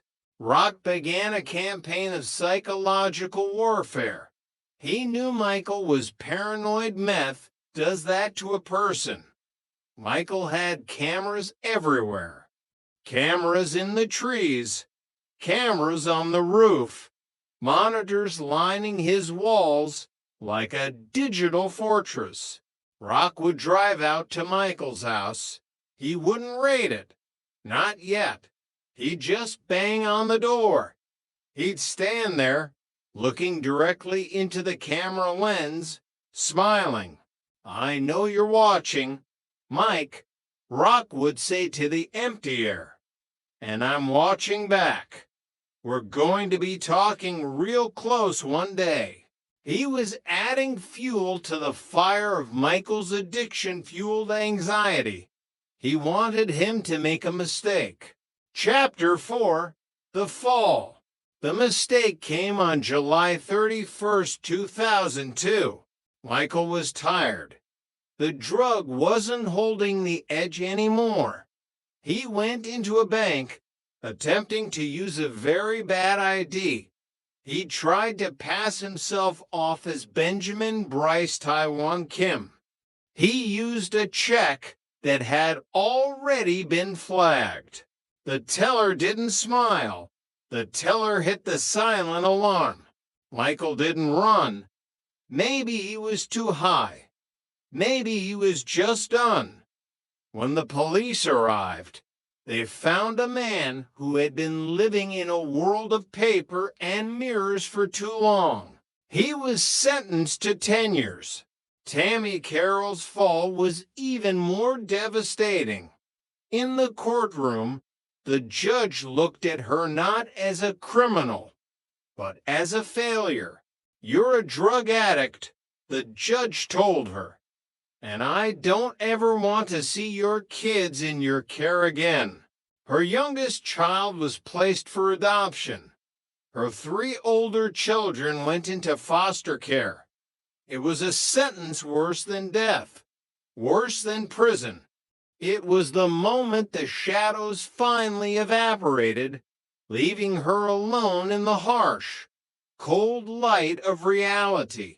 Chapter 5, The Digital Vultures. Years passed, but the crime didn't die. It evolved. Anita Jans was a woman who lived in the digital age. She didn't have to worry about someone stealing her mail. She had to worry about someone stealing her air. In September 2005, Anita was shopping for a better mortgage rate. She was talking to a broker, a man she'd never met. "I see you have more than one mortgage," the broker said casually. "No," Anita replied. "I definitely don't." "Well, according to this, you have nearly $1 million in property in your name. Panic isn't a single wave. It's a tide that rises until you can't breathe. Someone had used a file-sharing program called LimeWire to crawl into Anita's unsecured computer. They had harvested her social security number, her bank records, her life. The thief was a woman named Kimberly Merritt. Merritt was a new breed of addict. She didn't need a basement full of printers. She just needed a laptop and a Wi-Fi connection. She memorized identities. She became other people. CBI agents Kirsten Gregg and Danya Davis were the ones tasked with catching her. They invited a camera crew to ride along, a move to show the public that the war on identity theft was more than just a headline. They tracked Merritt to an RV in the desolate plains outside Denver. It was a bleak, dusty place. Inside, the RV was a microcosm of the crime. Documents were strewn everywhere: loan applications, credit card statements, social security numbers scrawled on napkins. And right next to the documents sat a crack pipe and a small baggie of suspected methamphetamine. "The drugs are set there," Merritt would say, her eyes darting. "And I fight the temptation. But the temptation always won." She was arrested for violating probation. As the handcuffs clicked, she looked at the agents and said, "It's the drugs. The drugs make me do it." Chapter 6, The Ethical Thief. While the police fought the addicts, businesses fought the vulnerabilities. Jim Stickley was a man who stole for a living, but he was one of the good guys. He owned Trace Security. His job was to prove that your secure facility was actually a sieve. His favorite tactic was the fire inspector. He'd put on a generic shirt, pin on a fake badge that said fire inspection, and walk into a bank with an empty black bag. "I'm here for the inspection," he'd say with a friendly smile. 9 times out of 10, the employees would hand him the keys. He'd walk straight to the data center. He'd steal the backup tapes containing every customer's name, social security number, and account balance. He'd walk out the front door, nodding to the security guard on his way out. "It's almost a surprise when we get caught," Stickley said. "I'm not silver-tongued. I'm just an average guy. That's all it takes." He was the mirror held up to society, showing how easily the paper shadows could be harvested. Chapter 7, The Ghost of Wheaton. While Colorado was dealing with the frantic, messy crimes of addicts, Illinois was being haunted by a professional. Wheaton was a town of apple pie and quiet streets. It was an affluent suburb where people felt safe. But since 2002, a shadow had been moving through the early morning mist. They called him the Wheaton Bandit. He wasn't a meth addict. He didn't leave messy trails of paper. He was tactical. He was precise. He was a ghost. His routine was a master class in terror. He would arrive before the sun, hiding in the bushes near the bank entrance. He would wait for the tellers to arrive. As they stood at the door, keys in hand, he would emerge. He didn't scream, he commanded. He wore a balaclava, a tactical hood used by SWAT and military personnel. He wore body armor under his coat. He carried a handgun, but he didn't point it wildly. He indexed the weapon, keeping his finger along the slide, not the trigger. It was the mark of someone trained, someone who knew exactly how to kill. He has very striking blue eyes. One teller, Jean Anglin, recalled. Jeanne had been a teller for 17 years. She had never seen a gun up close until the morning the Wheaton bandits stood in her lobby. I could not look at this man, she said. I was too scared. I just prayed he wouldn't get so nervous that he would shoot us. The bandit knew the game. When he saw a dye pack in the drawer, he didn't panic. He got angry. What do you think I am? Stupid. He hissed. I used to work in a bank. I know what that is. He robbed 16 banks over 5 years. He hit the same bank 3 times. He used a police scanner to stay one step ahead of the sirens. He left shoe prints in the snow that led to a one-way street, indicating he worked alone. Detective Steve Hamill and FBI agents Tina Forkas and Eric Cayley were obsessed with him. They studied the tapes. They saw the way he moved, the confidence, the lack of hesitation. If he is law enforcement, Agent Cayley mused, how much of what we know does he already know? That's the bad part. Chapter 8. The White Coat Crime. In Chicago, the air of the medical district usually smelled of disinfectant and hope. But inside the private practice of Dr. Jorge Martinez, it smelled of stagnant greed. Martinez was the kind of doctor who inspired confidence. He had a warm smile, a firm handshake, and a collection of luxury watches that suggested a man who valued precision. He was a pain management specialist, a man who promised relief to the suffering. But while he offered relief with one hand, he was bleeding the insurance system dry with the other. His scheme was elegant in its simplicity and horrifying in its scale. He would see patients for minor consultations, back strain, joint pain, and then bill Medicare for surgeries that were never performed. He billed for phantom surgeries, sometimes on days when the patients weren't even in the state. The numbers don't add up. Jorge, his office manager, Joyce Brandon, said one rainy Tuesday afternoon. She was looking at a ledger that showed 3 spinal injections performed simultaneously on patients in different wings of the hospital.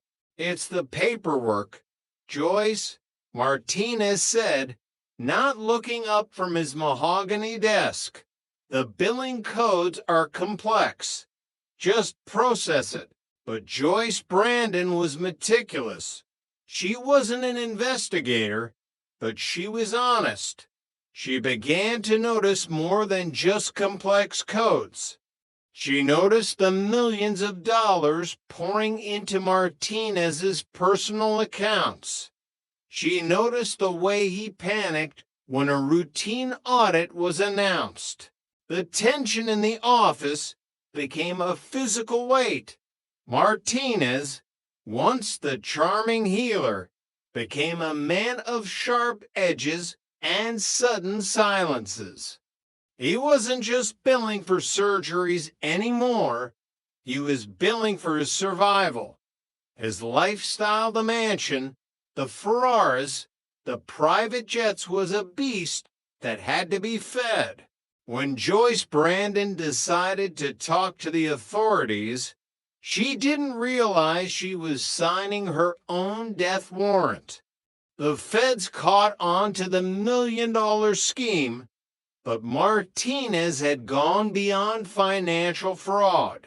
Joyce Brandon was killed. The motive was singular. In the cold, analytical world of Dr. Martinez, Joyce was no longer an employee. She was a liability. The white coat had been traded for a shroud of blood. Chapter 9, The Fine Arts Express. While the doctor was cashing in on phantom pain, another group of professionals was eyeing a different kind of treasure. The heist at Fine Arts Express was a masterpiece of social engineering. It wasn't a smash and grab. There were no masks, no alarms, no shouting. The team arrived in a climate-controlled van, wearing the crisp uniforms of high-end art movers. They had the paperwork, the bill of lading, the insurance certifications, the signatures of gallery directors. It was all forged, but it was perfect. Michael Schreckingist would have been proud of the kerning. They walked into the warehouse with the casual authority of people who belonged there. They didn't steal televisions or jewelry. They went for the canvases. Works of art that had survived centuries were lifted with practiced ease. They moved like a well-oiled machine. One man checked the manifest, 2 others secured the crates. Within 40 minutes, millions of dollars in cultural heritage had been loaded into a van that vanished into the Chicago traffic. The identities they used were the identities of a legitimate transport company. By the time the real Fine Arts Express arrived to pick up the shipment, the thieves were already halfway across the state. Their loot destined for the black market of the gray market billionaires who didn't care about provenance, only possession. Chapter 10, The Vanishing Point. Back in Wheaton, the hunt for the blue-eyed bandit was reaching a fever pitch. In late 2006, the Wheaton bandit did something he had never done before. He grew reckless. He hit 3 banks in 8 days. It was a blitz, a swan song that suggested either a desperate need for cash or a complete loss of control. On November 29th, at a Fifth Third Bank, a man sitting in his car saw someone he thought was his brother. He approached the figure, only to realize his mistake. The stranger, a man with striking blue eyes, stared back with a look of pure, cold alarm. Sorry, the man waved, confused. The stranger didn't say a word. He just turned and walked away, his tactical hood already partially pulled over his face. It was the first real look anyone had ever gotten. The sketch that followed was haunting. It showed a man who looked ordinary, a man you'd pass in a grocery store, a man who might be your neighbor or your local police officer. The sketch hit the news on December 11th, and then the Wheaton bandit simply stopped. The bushes remained empty. The banks remained secure. The tactical hood was tucked away, perhaps buried in a basement or burned in a backyard. The $150,000 he had amassed over 5 years was a ghost fund, and the man with the blue eyes became an urban legend. Epilogue: the fragile self. Identity is a fragile thing. Once broken, it never quite fits back together the same way. Tammy Carroll eventually got clean. She fought for 3 years to get her children back. Today, she works with other addicts, using her past as a cautionary tale. "I make in a month what I used to make in a day," she says, "but I feel so much better about myself." Virginia Dissette's journey was harder. The charges were dropped, but the arrest record remained. She spent years trying to scrub her name, trying to reclaim the life that was stolen by a woman in a wig. Dr. Jorge Martinez sits in a federal prison, the white coat replaced by a jumpsuit. The millions he stole couldn't buy him a way out of the murder charge. He is a man who thought he was a god, now reduced to a number. And the Wheaton Bandit. The case remains open. The FBI task force still reviews the tips. The reward still sits unclaimed. Somewhere, perhaps, a man with striking blue eyes looks in the mirror and wonders which version of himself is real, the man in the suit or the shadow in the bushes. The paper shadows are always there, waiting for someone to reach out and grab them. Author's note: this narrative weaves together true accounts of identity theft, medical fraud, and high-stakes robbery featured in investigative reports. While dramatized, these stories highlight the devastating impact of greed on individual lives and the integrity of our institutions. American Mirage: the profits of shame and the price of greed. Prologue: the cost of a smile. The American dream has always been a commodity.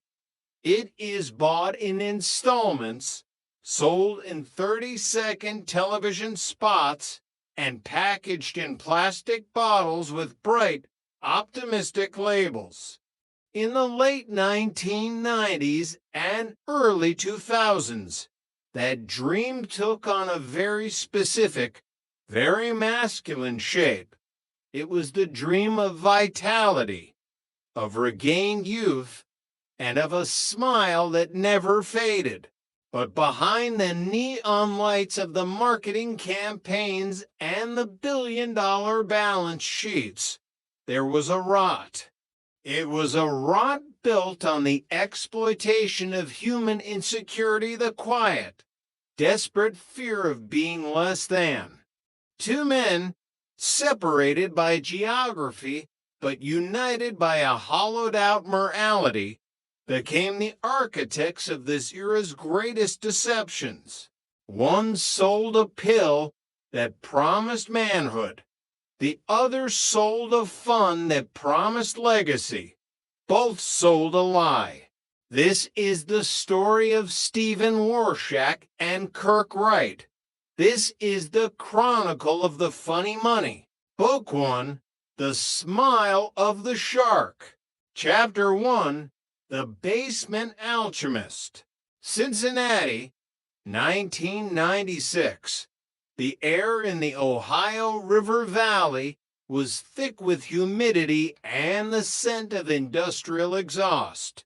In a cramped, dimly lit basement in a nondescript suburb, Stephen Warshak sat hunched over a folding card table.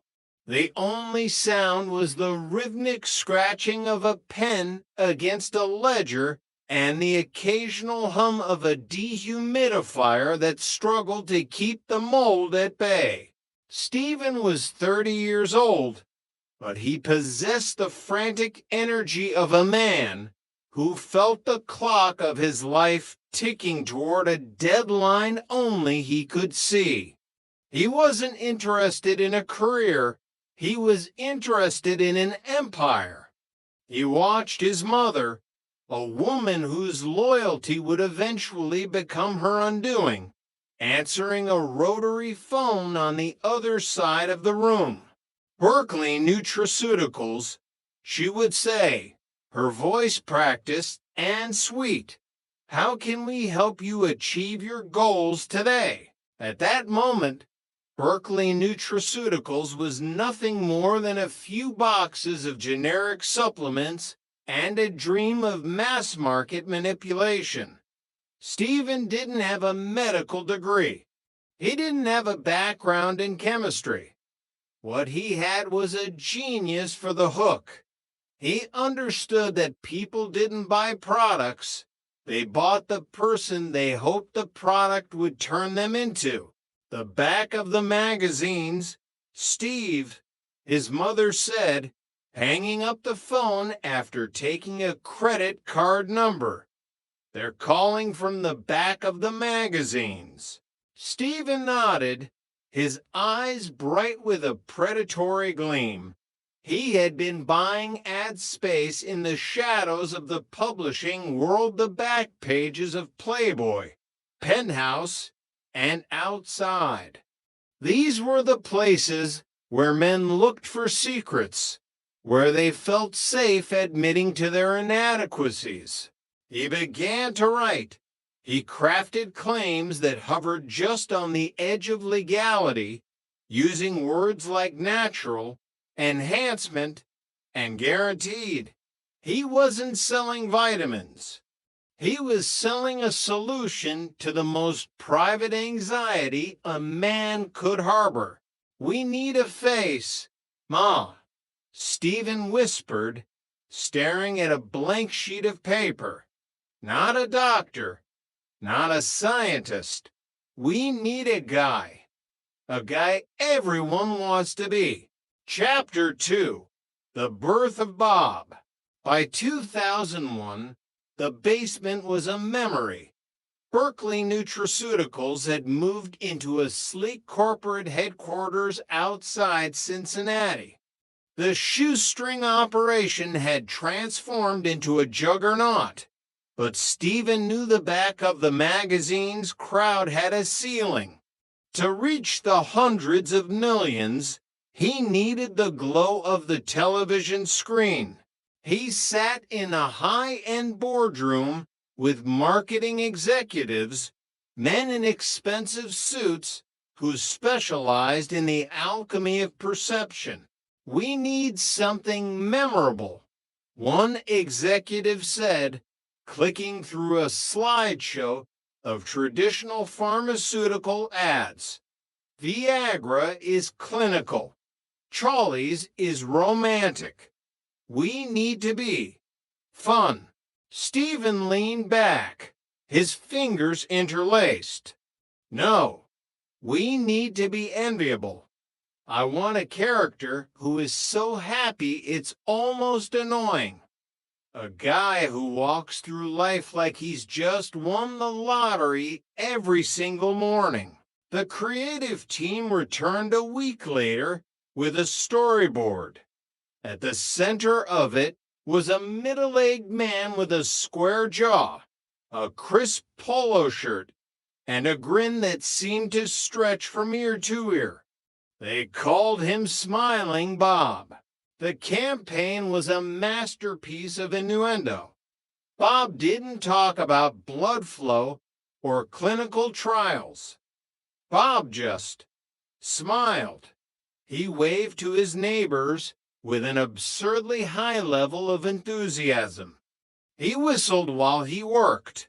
He looked at his wife with a twinkle in his eye that suggested a secret, vigorous life behind closed doors. When the first wonders of wood commercial aired on major cable networks, the world changed for Stephen Warshak. The phones didn't just ring, they exploded. The Smiling Bob theme song became a cultural earworm. In Zeit, the once daily tablet for natural male enhancement, was no longer a fringe supplement. It was a household name. It was on the shelves of Walmart, Walgreens, and CVS. Stephen watched the numbers climb. $50 million, $100 million, $200 million in annual revenue. He was the king of Cincinnati, a local boy who had turned a basement hobby into a national phenomenon. He was living the American dream, the big house, the fast cars, the respect of his peers. But the dream was built on a foundation of shifting sand. Chapter 3, The Continuity Trap. Deep within the Berkeley headquarters, in a room far removed from the polished marble of the executive wing, sat the call center. This was the engine room of the empire, and it smelled of stale coffee and desperation.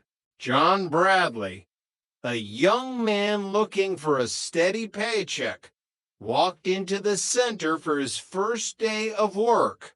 He was greeted by the cacophony of hundreds of voices reading from scripts. Don't worry about the product, his supervisor told him.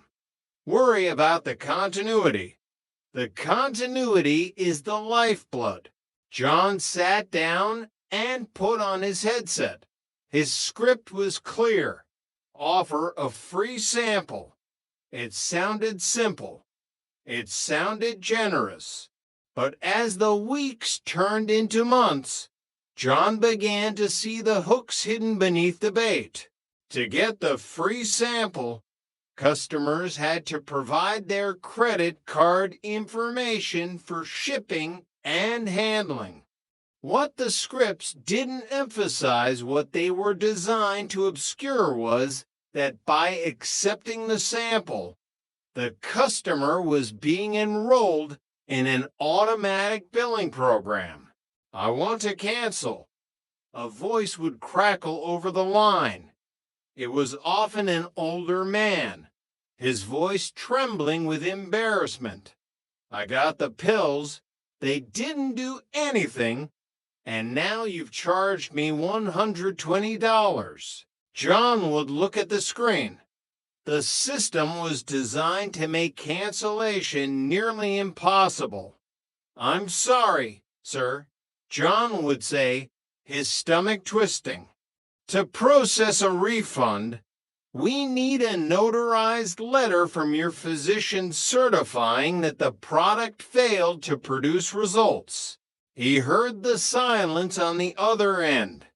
Who would go to their doctor and ask for a notarized letter about the size of their manhood? It was a genius move. Warshak wasn't just banking on greed. He was banking on shame. In the executive offices, Stephen Warshak sent an email that would later haunt him. I don't care if the card is taken from Grandma's purse so Junior can buy some in Zeit.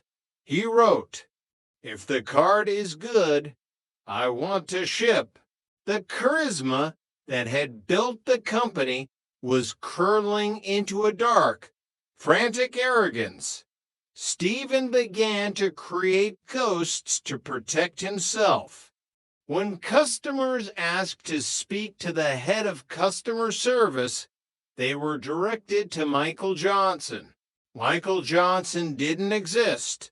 He was a phantom, a name used by dozens of different employees to deflect the mounting rage of thousands of defrauded customers.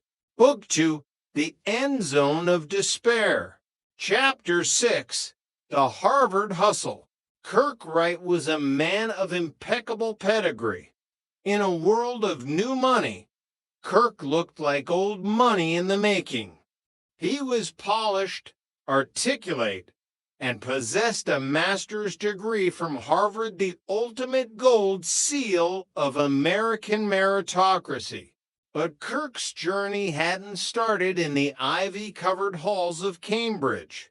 It started in the Bronx with a car accident and a settlement.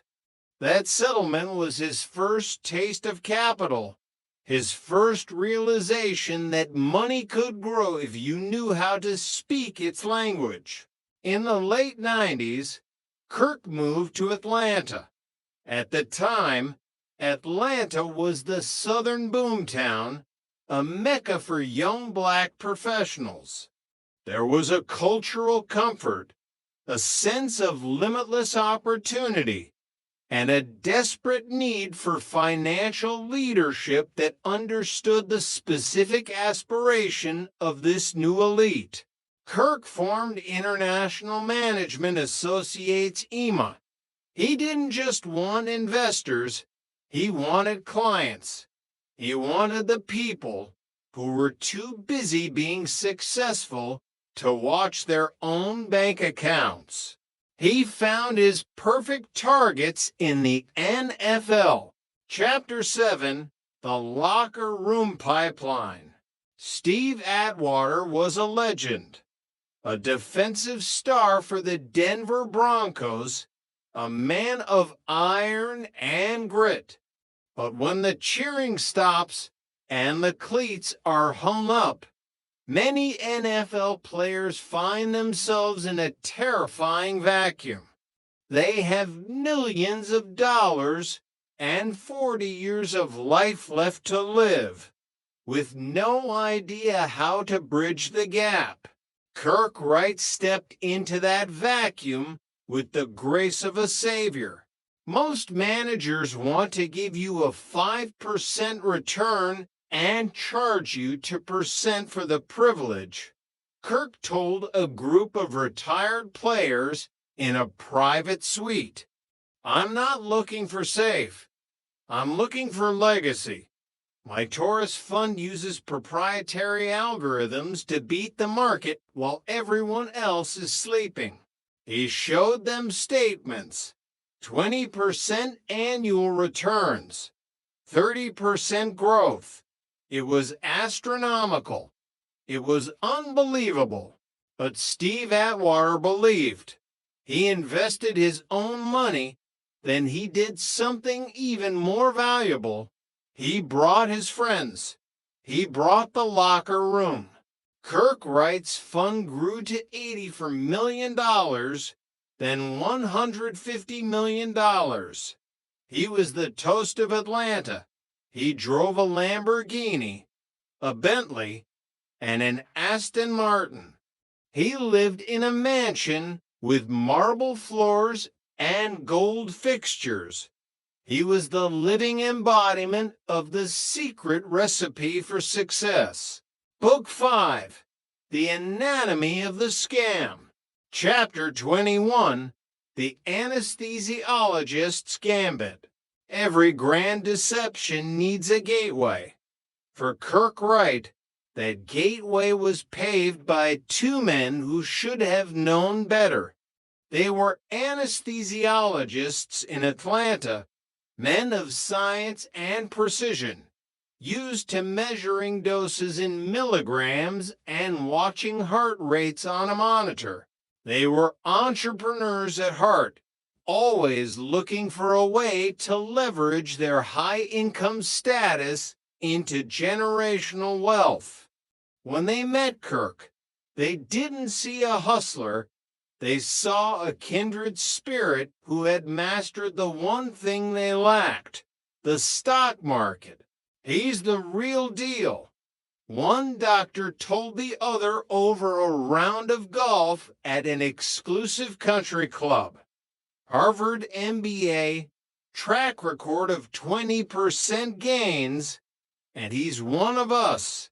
He understands the professional grind. They didn't just invest their own money, they became his primary recruiters.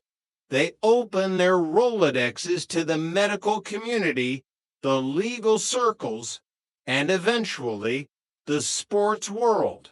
They provided Kirk with the one thing money can't buy: social proof. If the doctors are in, I'm in, became the mantra for dozens of Atlanta's elite.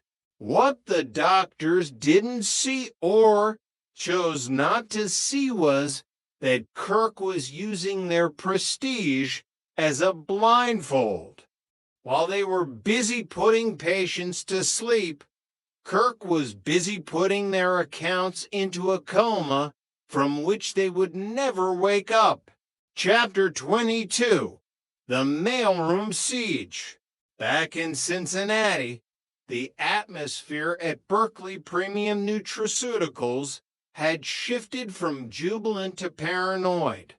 The 112-count indictment hadn't arrived all at once. It was a slow bleed of subpoenas and requests for information that turned the mailroom into a war zone.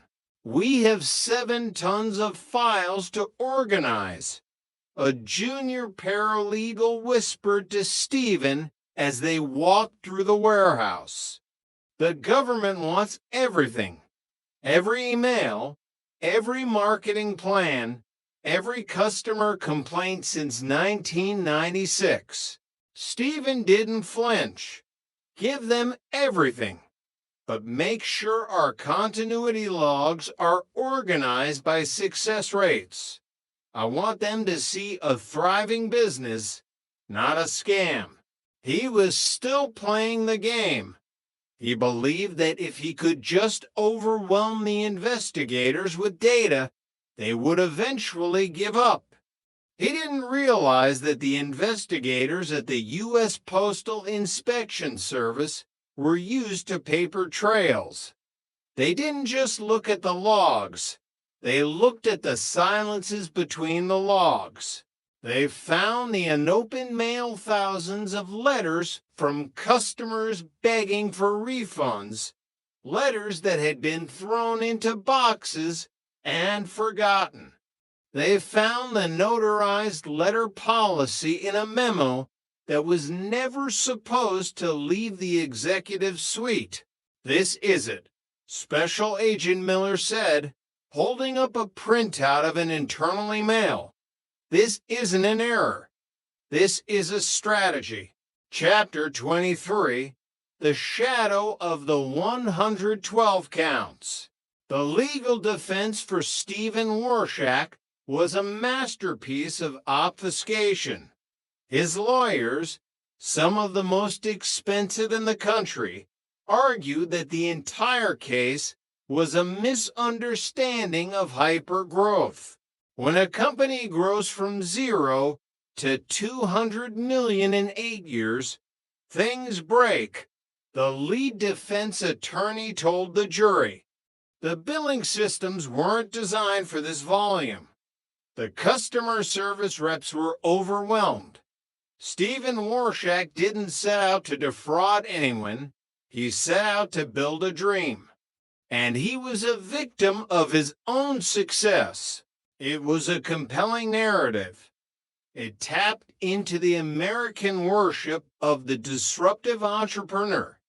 But the prosecution had a counter-narrative, one built on the words of Stephen himself. They brought in the emails. They brought in the testimony of former employees like John Bradley, who described the continuity scripts as a psychological trap. They showed the jury the comic strip from Cincinnati Magazine, proving that Berkeley's reputation was well known long before the feds moved in. Mr. Warshak knew exactly what he was doing, the prosecutor argued, pointing a finger at Stephen. He wasn't overwhelmed by growth. He was fueled by it. Every unauthorized charge was a brick in his mansion. Every notarized letter he demanded was a lock on his victims' wallets. The trial became a battle for the soul of the entrepreneur. Was he a visionary who made mistakes, or a predator who used a business as a weapon? Chapter 24, The Mirror of Vanity. Kirk Wright and Stephen Warshak shared a common affliction, the inability to see their own reflection without a filter. For Kirk, the mirror was his Lamborghini and the gold fixtures in his bathroom. He had convinced himself that the trading losses were just a temporary setback, a margin call that would eventually resolve itself. He believed his own lies so thoroughly that he continued to give interviews to the Wall Street Journal while he was on the run. "I'm not a fugitive," he told a reporter from a throwaway phone in a South Beach hotel.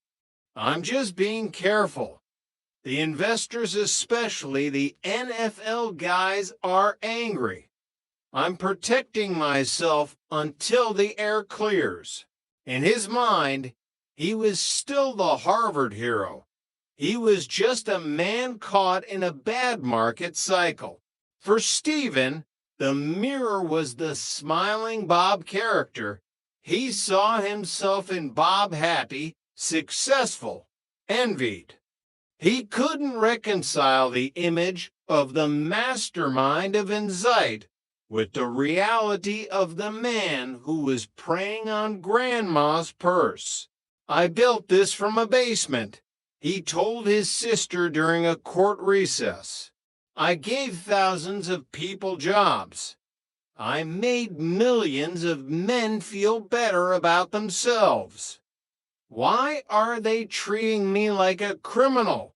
Neither man could admit that the American dream they had achieved was stolen. They were both architects of a mirage, and as the mirage began to fade, they found that they had nothing left to hold onto but their own vanity. Chapter 25, The Red Flag in the Ledger. The end of EMA began with a single accountant. He was a quiet man, someone who preferred the company of spreadsheets to the bustle of the Atlanta social scene. He had been hired to help form a more transparent division of the company, a demand made by some of the more skeptical investors. He sat in a small office at the back of the EMA suite, surrounded by boxes of bank statements and trade confirmations.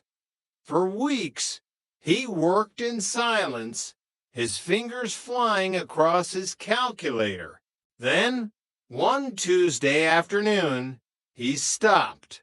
He looked at the Taurus Fund's reported gains, plus 3.2% for the quarter. Then he looked at the actual brokerage account he had finally managed to gain access to. The real number wasn't a gain. It was a loss, a devastating 20% loss. He checked the numbers again, then a third time. "Kirk," the accountant said, walking into Wright's office that evening, "we need to talk about the Taurus statements. There's a discrepancy." Kirk didn't look up from his computer. "Discrepancy. It's probably a timing issue with the margin calls. Don't worry about it. It's not a timing issue." "Kirk," the accountant's voice was trembling, "it's a 30-point swing. If we send these statements out, we're committing fraud." Kirk finally looked up. His eyes were cold, flat, and completely devoid of the charm he used on the football stars. "Send the statements. I'll handle the audit. You just worry about the ledger." The accountant walked out of the office and straight to the SEC. The red flag had finally been raised. Book 6, The Weight of the Gavel. Chapter 26, the Ritz-Carlton's last sunset. The arrest of Kirk Wright was not the cinematic takedown the media had expected. There were no high-speed chases, no shootouts, no dramatic leaps from balconies. Instead, there was a pool. The Ritz-Carlton on South Beach was a sanctuary of blue water and white linen. Kirk sat in a lounge chair, a pair of expensive sunglasses shielding his eyes from the Florida sun.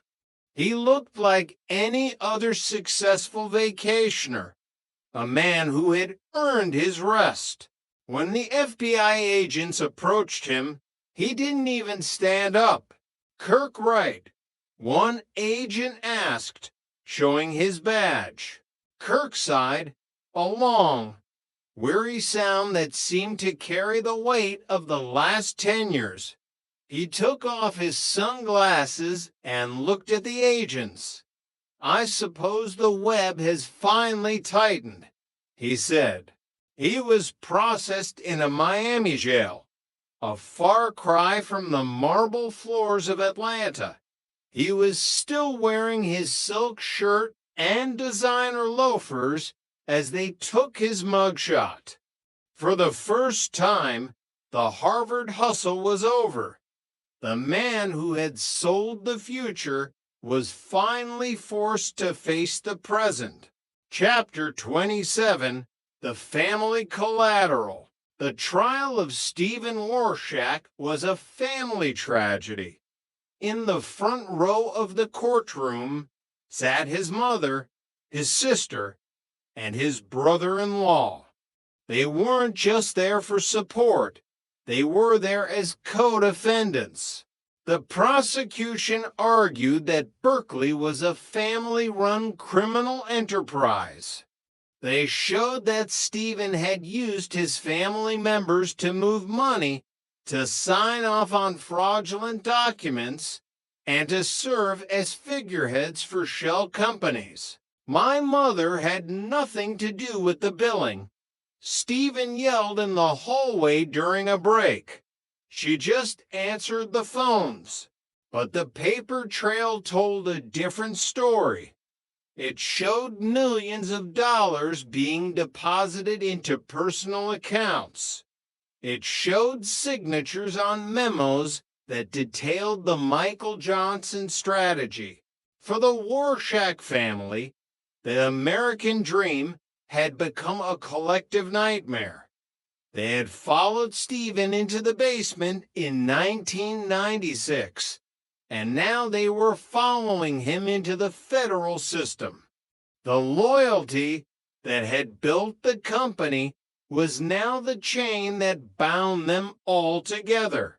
Chapter 28, The Empty End Zone.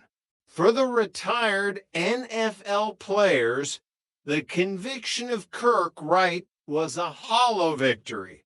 Steve Atwater sat in the courtroom as the verdict was read, guilty on all counts.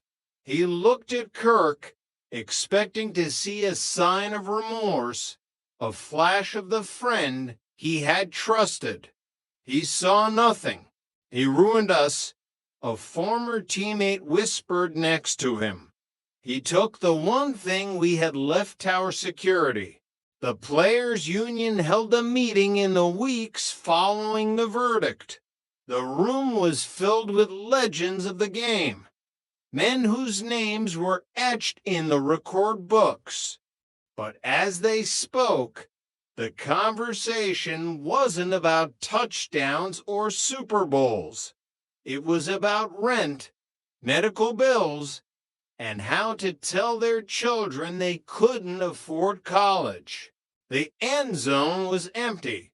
The lights were out, and the man who had promised them a legacy was gone. Chapter 29, The Bedsheet and the Ledger. The final act of Kirk Wright's life was as calculated as his first. He sat in his jail cell 3 days after the conviction. He knew the numbers. He knew that at 35, a sentence of hundreds of years meant he would never breathe free air again. He knew that the reduced sentence for cooperation was a lie he couldn't afford to tell, because if he told the truth about where the money went, he would lose the last bit of control he had. He didn't leave a note. He didn't say goodbye to his second wife. He just took the bedsheet. In his final moments, Kirk Wright chose the one exit that no one could block. He closed the ledger on his own terms, leaving a trail of questions that would never be answered. He died as he lived, a man who refused to be audited. Chapter 30, The Eternal Grind. The legacy of the funny money is not just in the millions lost or the years served. It is in the cultural scar it left behind.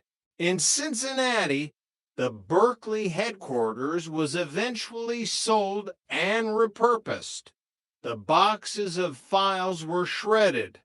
The Michael Johnson cabinet was emptied.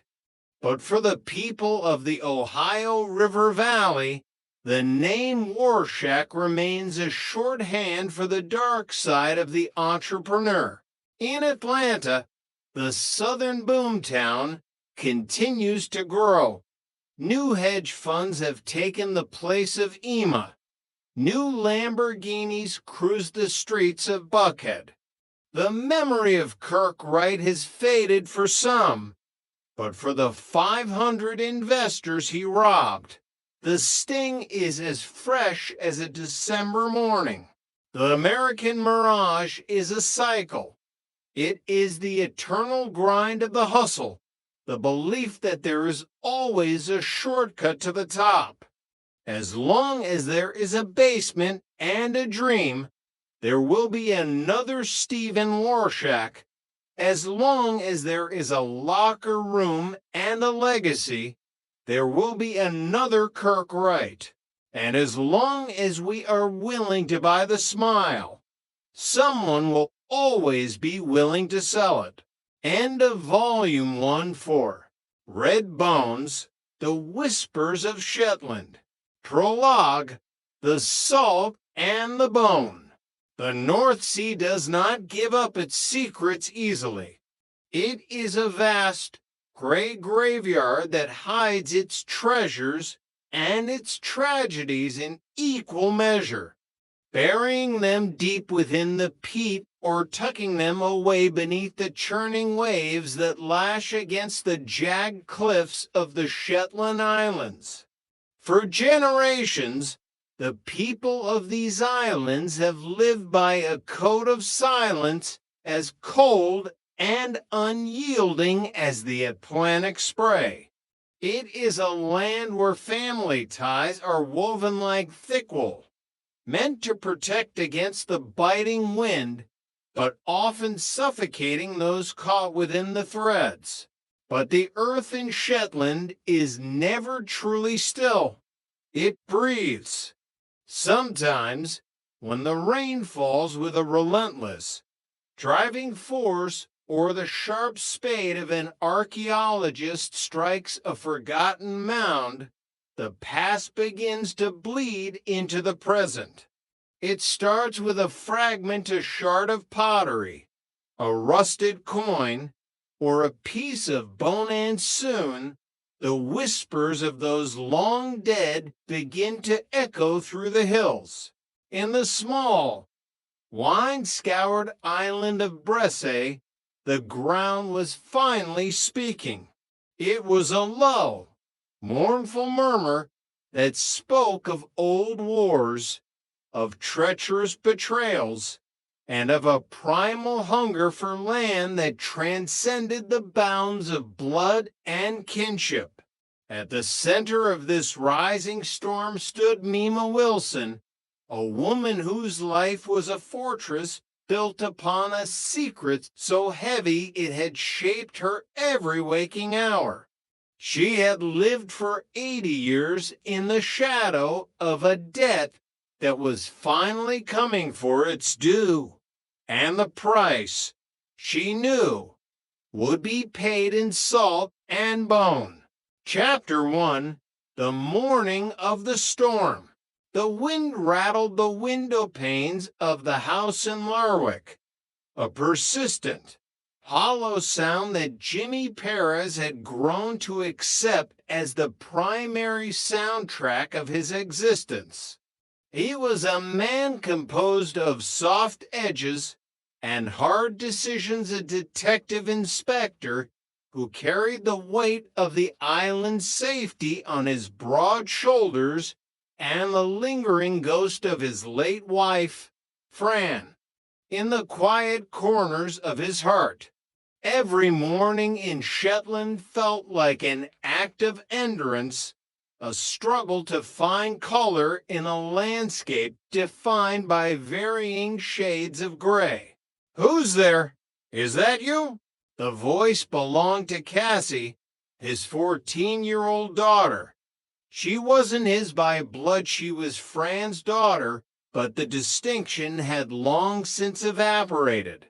To Jimmy, she was the anchor that kept him from drifting out into the dark waters of his own grief. "Dad, Dad, Dad," she called out again, her voice frantic as she scurried through the hallway. Jimmy appeared in the doorway of the kitchen, rubbing the sleep from his eyes. He watched her scramble to gather her school supplies, her teenage energy a stark, almost jarring contrast to the sluggish, gray morning outside. "Have you got everything?" he asked, his voice a low, comforting rumble. "You got your gloves, your homework, and what exactly is this?" He reached out and touched a strange, horned helmet she was trying to shove into an already bulging bag. A new fashion choice for the Lerwick youth? Cassie rolled her eyes with the practiced, theatrical grace of a teenager. "It's for the project, Dad. It was Norse mythology week. Remember, I'm supposed to be a Valkyria." "Keep up." "Right. Don't be cheeky," Jimmy replied, a small, genuine smile tugging at the corners of his mouth. "And don't pretend like you're the organized one in this house. We're 15 minutes late already. Move it." The domesticity of the morning was a fragile shield against the world outside. As they stepped out into the biting Shetland air, the reality of the islands pressed in. The sky was the color of a bruised plum, hanging so low over the harbor that it felt as though the clouds might snag on the masts of the fishing boats. When Jimmy reached the police station, the atmosphere was thick with the scent of stale coffee, damp wool, and the low hum of scanner chatter. Billy, the desk sergeant, looked up from a stack of paperwork, his expression a mix of boredom and hidden amusement. "Morning, Jimmy," Billy said, nodding toward the coffee pot. "Morning, Billy." "Morning, Craig." Jimmy acknowledged the other officer. "Anything of note happen while I was trying to convince a Valkyria to go to school?" "Robert Junson's in the cells," Craig replied, his voice dry. "Found him drunk in the market square at 3 this morning. He wasn't just passed out, he was singing Icelandic folk songs, apparently, quite loudly." Jimmy sighed, hanging his coat on the rack. "Better he's singing in a cell than drowning in the harbor. Any news for the Up Hellier committee?" "It's Justin," Billy said, tapping a memo on his desk.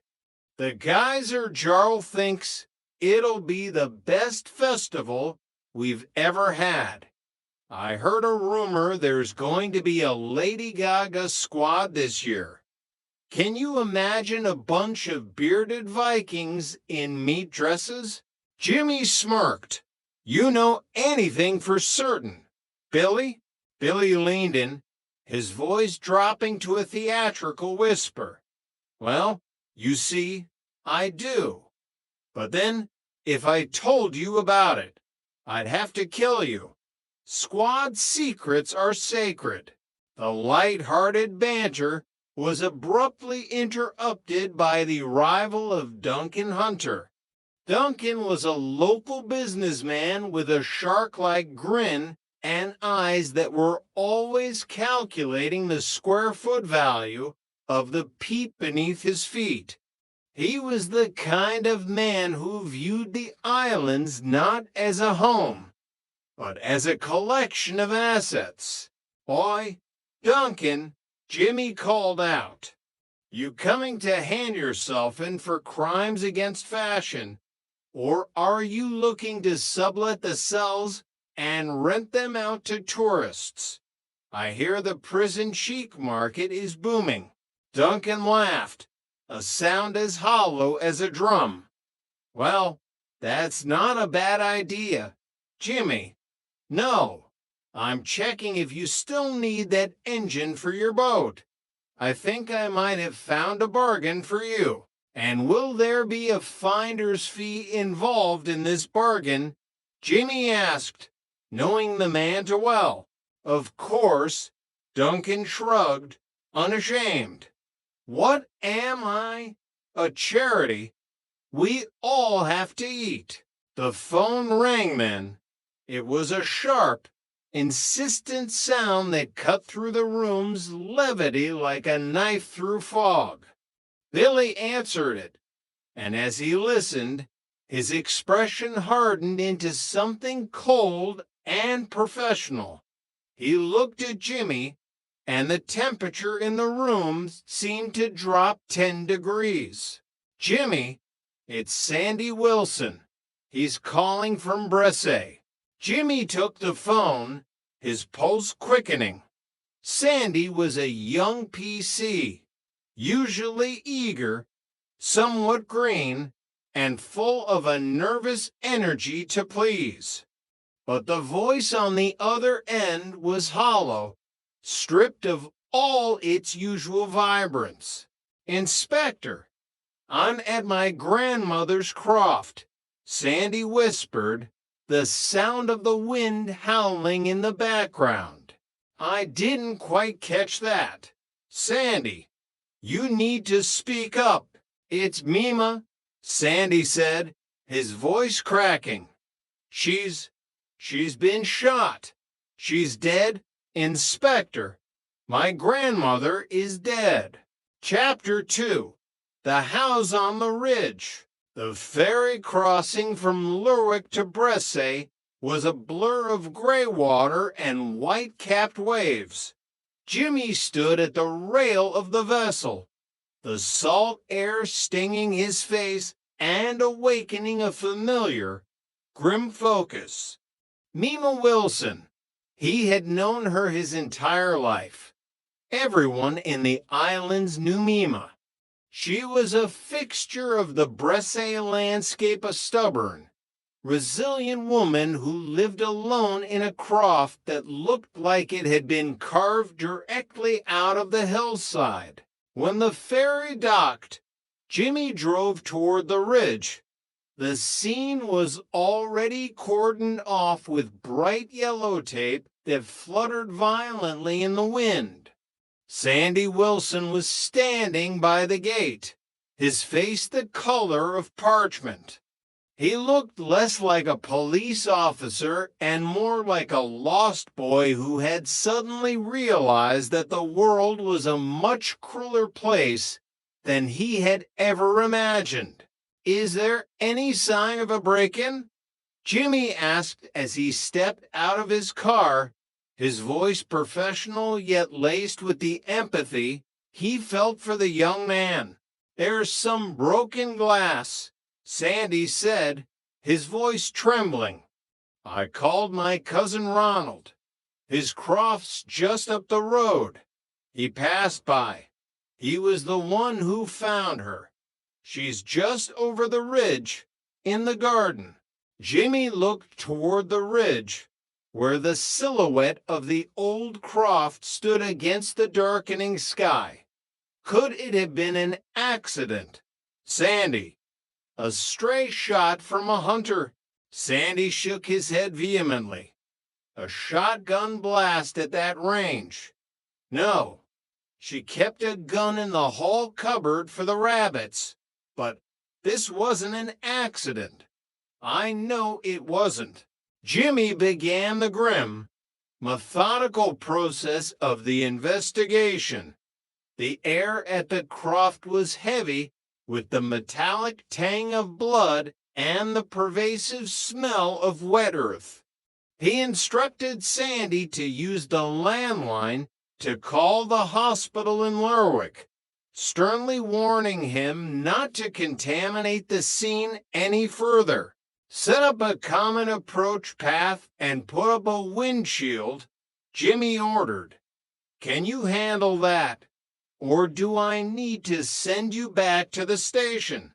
"I can handle it," Sandy said, though his eyes were glassier than the broken window. Can I cover her up? It's starting to rain again." "No," Jimmy said firmly, placing a hand on the young man's shoulder. "I'm sorry, Sandy. We need the photographs exactly as she fell. I know you were close to her, but we have to do this right. We have to find who did this." As Jimmy moved through the croft, he felt the heavy presence of the dead woman in every room. Mima had lived a simple, solitary life, but the walls were lined with the artifacts of a long memory. A photograph on the mantel caught his eye, an old, faded sepia image of Mima as a young woman, her hair wind-blown, standing next to a handsome Norwegian sailor. The Shetland bus, the legendary wartime operation where local fishing boats smuggled agents, radios, and supplies into Nazi-occupied Norway. Bressay had been a hub for such secrets. He stepped outside to find Sandy's father, Joseph Wilson. Joseph was a hard man, weathered by decades of sea toil and a lifetime of simmering resentment. He stood with his hands in his pockets, staring at the ground. "Did Mima own this land outright?" Jimmy asked. "Yeah," Joseph replied, his voice a gruff rasp. "Every inch of it. And your father, Andrew, how is he taking this?" "He's at home. I told him not to come down. It didn't feel right breaking the news to an old man over a mobile phone. He's fragile." Jimmy nodded, making a mental note. "You did the right thing. Can you tell if anything's missing from the house? Jewelry? Money?" "I don't think so," Joseph said, a bitter edge to his voice. "Mima didn't have anything worth stealing. She lived on a pension and pride. She always lived alone after my father died. She was just Mima." Jimmy looked toward the nearby archaeological dig, a scar of fresh brown earth against the green of the hillside. A group of students from Aberdeen University were huddled together near a trailer, looking like sheep caught in a sudden blizzard. "What's the status of that dig?" Jimmy asked. "Archaeological team," Sandy explained, regaining some of his composure. Led by a Professor Paul Birkland, they've been excavating the old mound. They think it's a 15th century settlement. Jimmy watched the students. In a place where the past was often more relevant than the present, a dig was never just about science. It was an intrusion. Chapter 3, The Blood of the Haldanes. The investigation quickly fanned out to the neighboring properties. In Shetland, the term neighbor was a complex social contract, usually involving blood relations or feuds that spanned 3 centuries. The Haldanes were the dominant family on this side of Bresse, and their history with the Wilsons was a tangled web of marriages and property disputes. Jimmy visited the home of Ronald Haldane. Ronald was a mountain of a man, a deep-sea fisherman with hands the size of dinner plates and a temper that was whispered about in the pubs of Lerwick.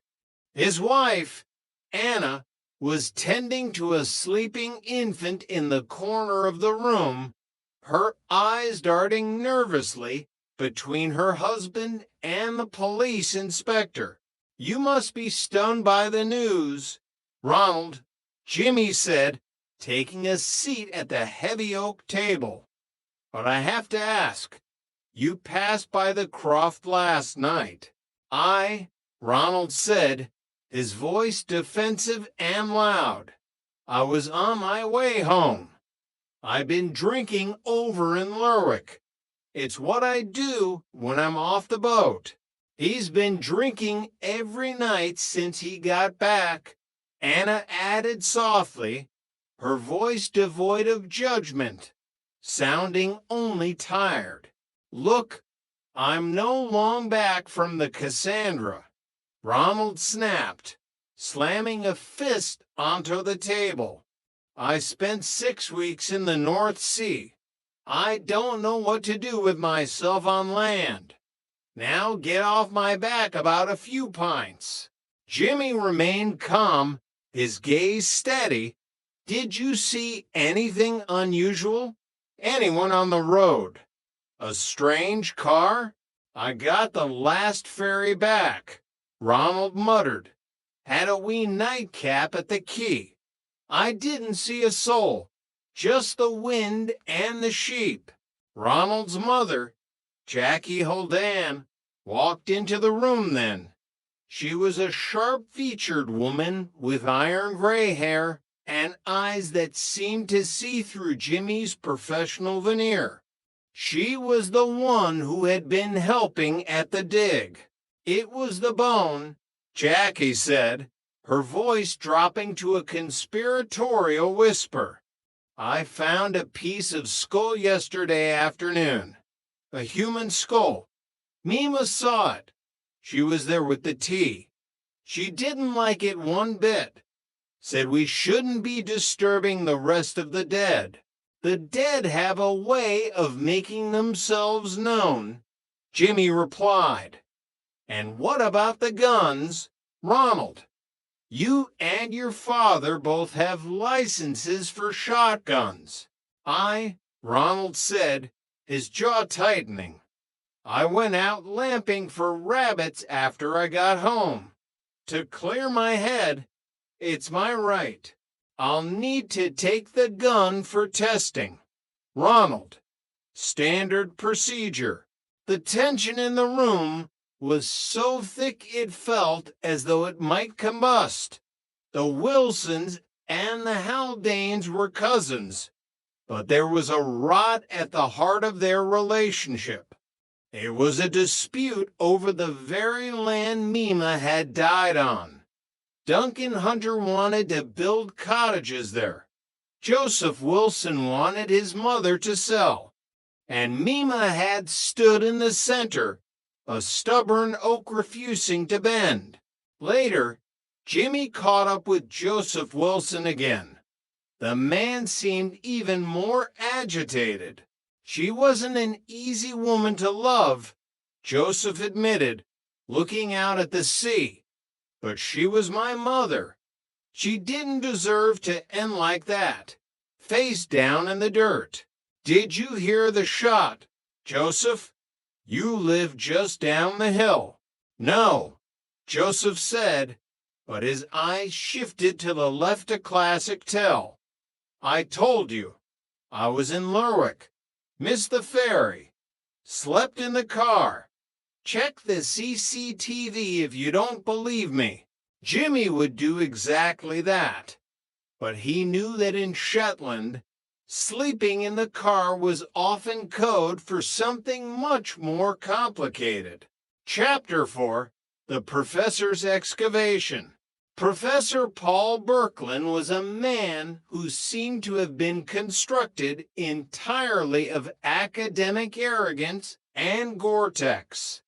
He was tall, thin, and possessed a clinical detachment that Jimmy found deeply unsettling. To Birkeland, Mima Wilson's death was merely a logistical hurdle for his research. Mima was clearly troubled by the discovery of the skull. Jimmy said, interviewing the professor as he stood by his excavation trailer. Students like Hattie James tend to blow these things out of proportion, Birkeland replied, adjusting his glasses. Hattie is an emotional girl, highly imaginative. She probably misinterpreted Mima's reaction. You find her neurotic? Jimmy asked, using the professor's own word back at him. I find her young and prone to dramatics, Birkeland said dismissively. This dig is funded by a major grant.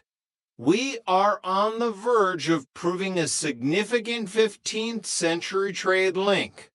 I don't have time for local superstitions. Jimmy didn't like the man. Birkeland saw the world in neat, chronological layers of soil, ignoring the messy, bloody reality of the people living on top of them. He found Hattie James sitting in the back of a police van, wrapped in a foil blanket. She was wearing an oversized yellow raincoat that Jimmy recognized it had belonged to Mima. She gave it to me. Hattie sobbed, her face streaked with tears and dirt. It was pouring yesterday, and I was shivering in the trench. Mima came out with tea and told me to keep the coat. She was so kind, Inspector. Why would anyone hurt her? Did she say anything to you, Hattie? About the bone? About the land? She looked terrified when Jackie found that skull fragment. Hattie whispered. It wasn't just don't disturb the dead.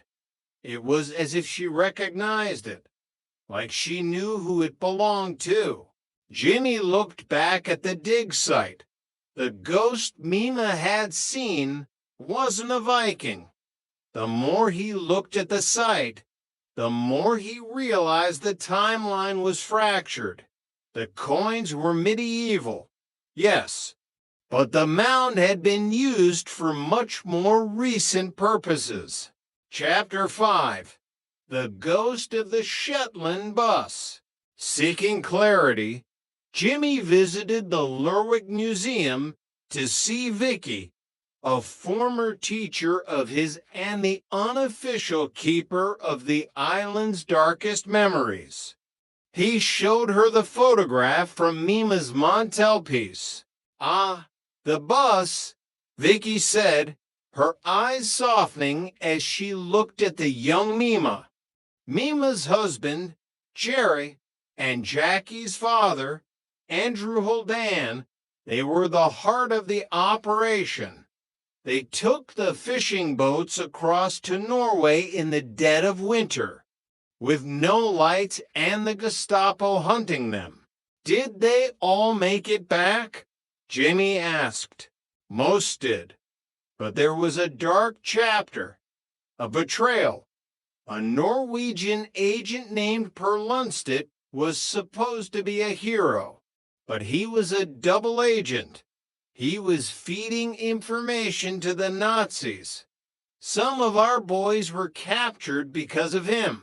Jimmy felt a cold prickle on the back of his neck. What happened to Lundstedt? Vicky lowered her voice, even though the museum was empty. The official record says he was lost at sea, but the rumors, they say the Shetlanders found out. They didn't trust the British authorities to handle it. They meted out their own justice. They made him vanish. Jimmy thought about the skull fragment. If it wasn't 500 years old, but 60. Vicky, if a body was buried in the peat back then, what would it look like now? The peat is acidic.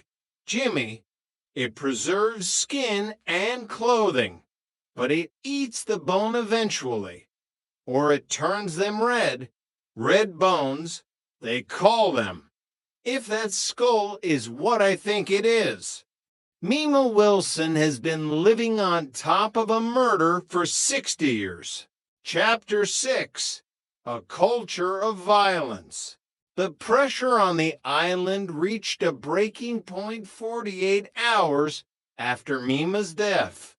Ronald Holdan was found by a passing motorist, slumped by the side of the road, his face a ruin of blood and bruises. There's nothing on the CCTV. Tosh, Jimmy Sargent, reported as they stood in the hospital hallway. It happened in a blind spot near the ferry terminal. Someone knew exactly where the cameras didn't reach. Jimmy entered the hospital room.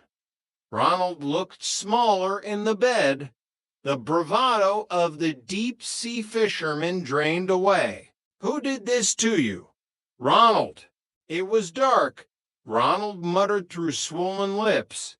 I'd had a few pints at the lounge. I didn't see him.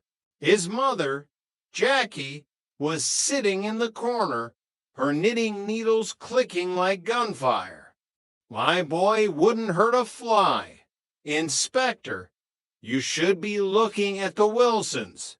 Joseph wanted that land sold. He's been hounding Mima for years. And what about the gold? Jackie, Jimmy asked, taking a gamble. The knitting stopped. The room went silent. What gold?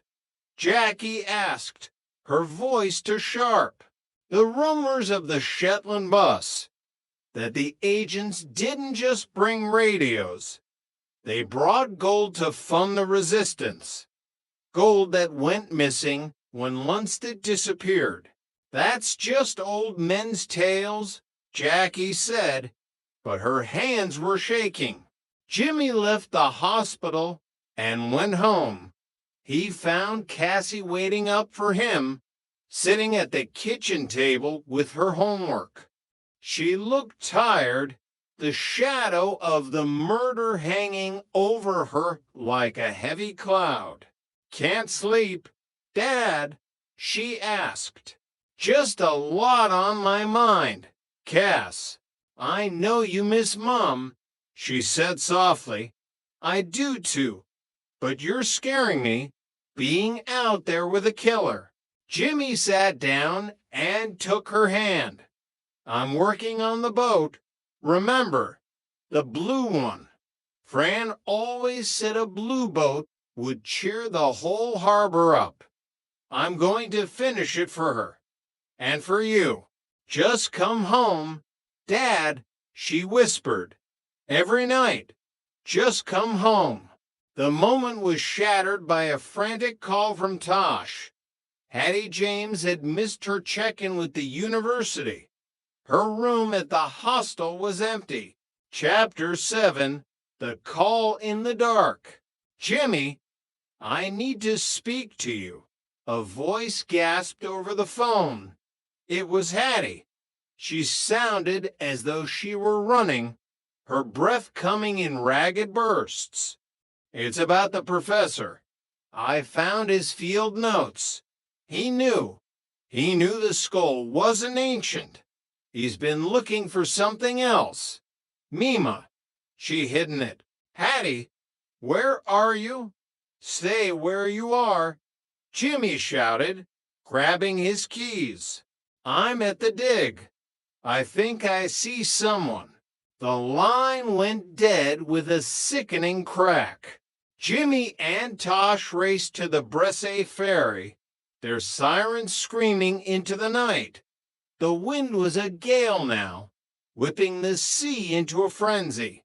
When they arrived at the dig site, the darkness was absolute, save for the swaying beams of their flashlights. Hattie, Jimmy called out, his voice swallowed by the wind.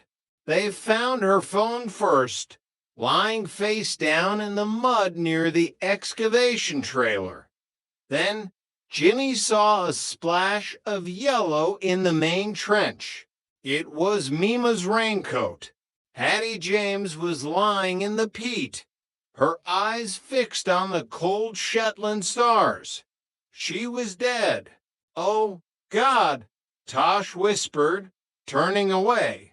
She's just a kid, Jimmy. Why? Jimmy knelt in the mud, his heart like lead.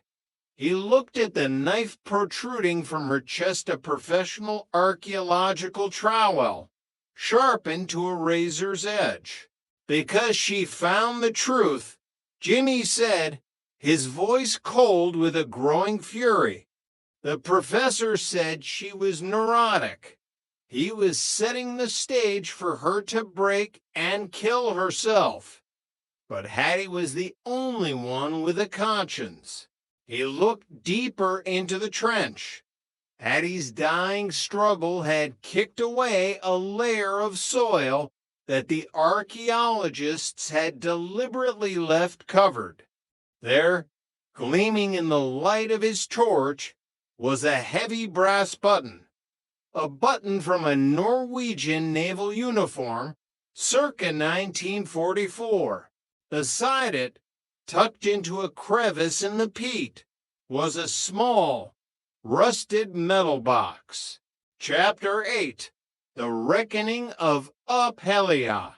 The night of Uphelia arrived with a roar of fire and the scent of burning paraffin.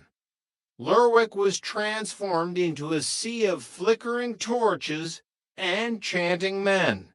The geyser Jarl, resplendent in silver armor and raven-feathered helmet, led his squad through the narrow streets, their shields clashing in rhythmic precision. It was the perfect cover for a killer. Jimmy stood on the esplanade, his eyes scanning the crowds of Vikings. He had the metal box in his pocket.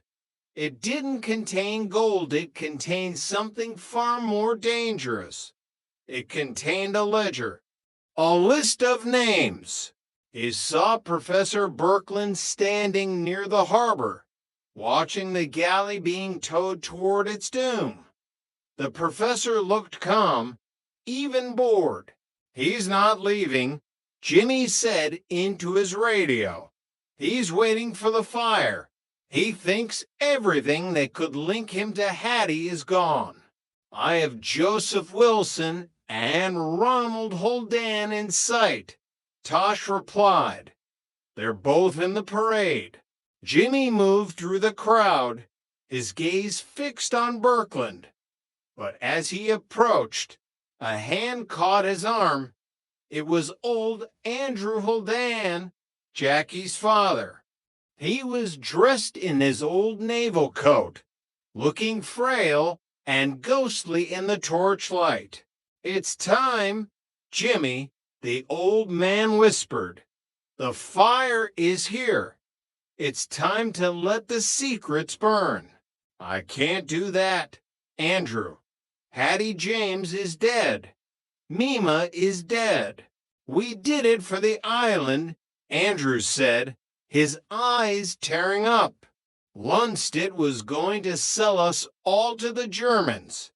We killed him and took the money he'd stolen. We used it to buy the boats, to keep the families alive after the war. Mima knew. She was the one who buried him. She said the peat would keep him silent forever, but the professor found out. Jimmy realized. He didn't want the gold. He wanted the story, the discovery of a lifetime, a scandal that would make his name. Jimmy broke away from Andrew and confronted Birkeland near the edge of the pier. The ledger, Paul, Jimmy said, pulling the small book from his pocket. Had he found it? It lists every payment made from the stolen Norwegian funds. It links you to the illegal sale of artifacts you've been smuggling out of this dig for weeks. Birkeland's calm finally cracked. It's just dirt, Perez, old secrets and old money. What does it matter now? It mattered to Hattie, Jimmy said, his voice like iron. And it mattered to Mima. As the torches were thrown into the galley and the dragon ship erupted in flames, Jimmy clicked the handcuffs onto Birkeland's wrists. The fire roared, a tower of orange and red against the black sky. But it couldn't cleanse the island of what had been done. Chapter 9, The Blue Boat. Weeks later, the dust had finally begun to settle. Ronald Holdan was serving time for the manslaughter of Mima Wilson, a tragic accident of a drunken man with a gun and a guilty conscience. Professor Birkeland was awaiting trial for the murder of Hattie James and a litany of antiquities thefts. Jimmy stood in the shed behind his house, the smell of fresh paint filling the air. He was holding a brush, applying the final coat of vibrant sky blue paint to the hull of the small boat. Cassie walked in, carrying 2 mugs of tea. She looked at the boat and smiled. Mom would have loved it, Dad, she said. I hope so, Cass. Sandy's leading the force, isn't he? For a while, Jimmy said, taking a sip of the tea. He needs time. It's hard knowing your own family was built on a lie. He looked out the window at the harbor. The sea was still there, vast and indifferent, waiting for the next secret to be washed ashore. But for now, the whispers had stopped. The Redbones had been given a proper burial, and the island was finally, painfully, at peace. Come on, Jimmy said, putting down the brush. Let's take her out to the water. As the blue boat slid into the gray Atlantic, it was the only splash of color for miles small. Brave light against the endless North Sea. End of Redbones, The Whispers of Shetland. The Paper Shadows. A novel of greed, identity, and the ghost in the machine. Prologue, The Weight of a Name. The sun over Colorado in 2000 didn't feel like a blessing to Virginia to set. It felt like a spotlight, harsh and unforgiving. It was a Saturday afternoon, the kind of day meant for mundane domestic quietude, grocery runs, laundry, perhaps a quiet dinner with her husband. Virginia was driving, her mind drifting through the lingering fog of a chiropractic appointment she'd had earlier that morning. Her neck still felt a bit stiff, but she was looking forward to the weekend. When the sirens blooped behind her, she felt that universal, momentary spike of annoyance.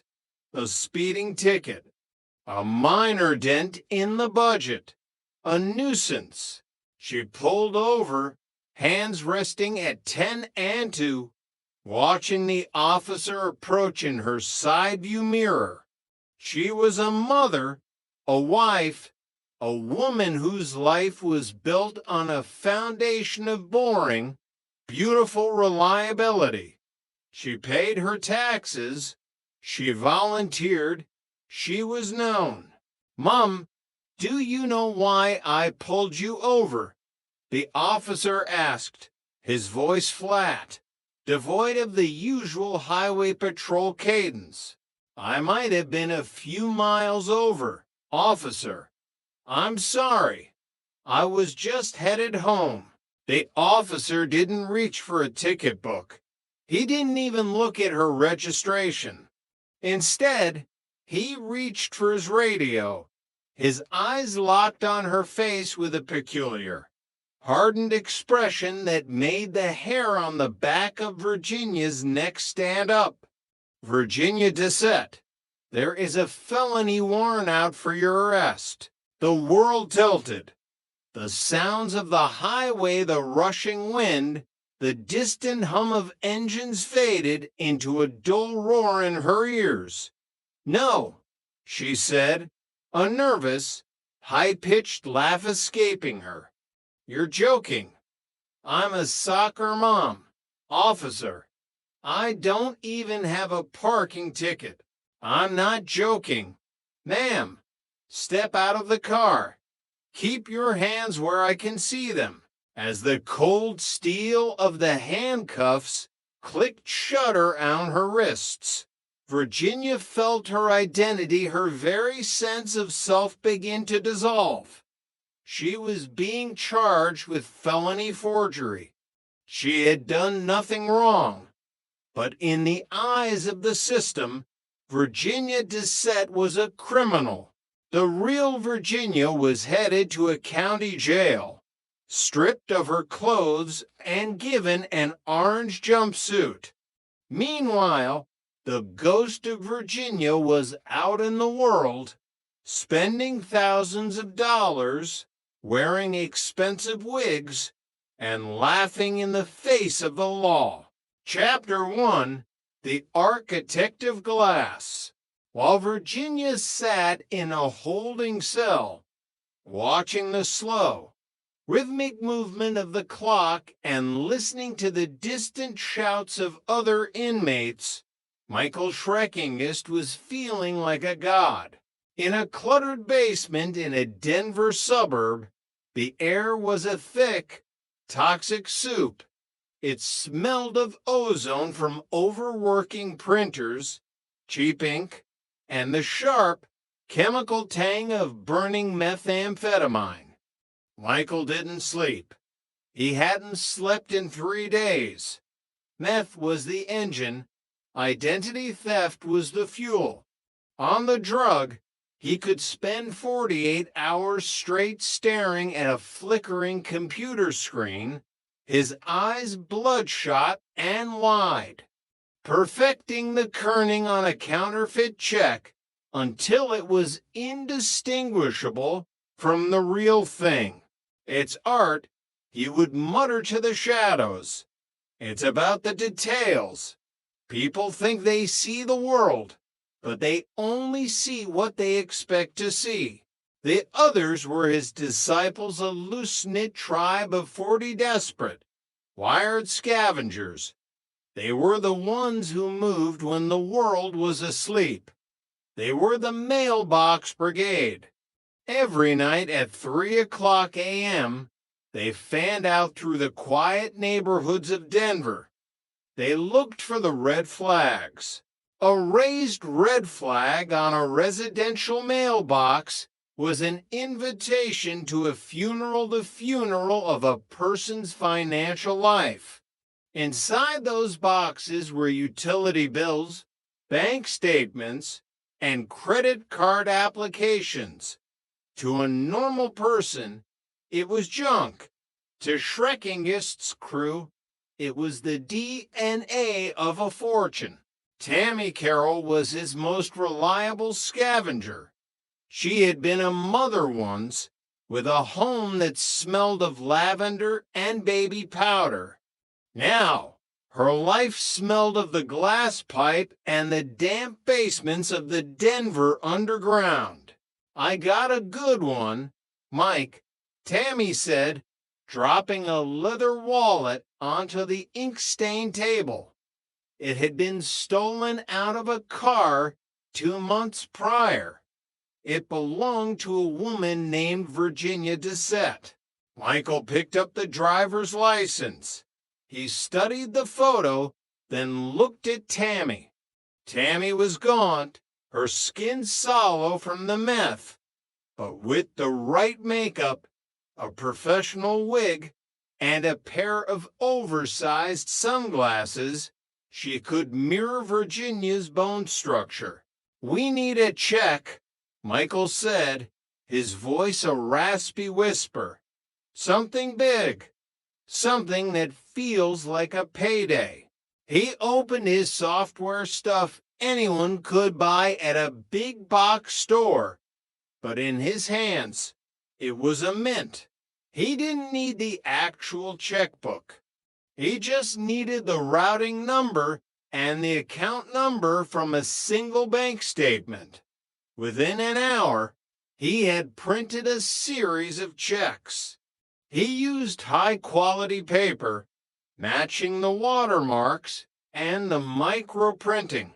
3 or 4 days a week, Tammy would later tell investigators, her voice a hollow echo of her former self.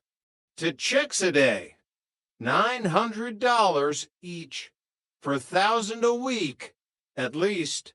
It was easy. It was a game. But the money didn't go into savings.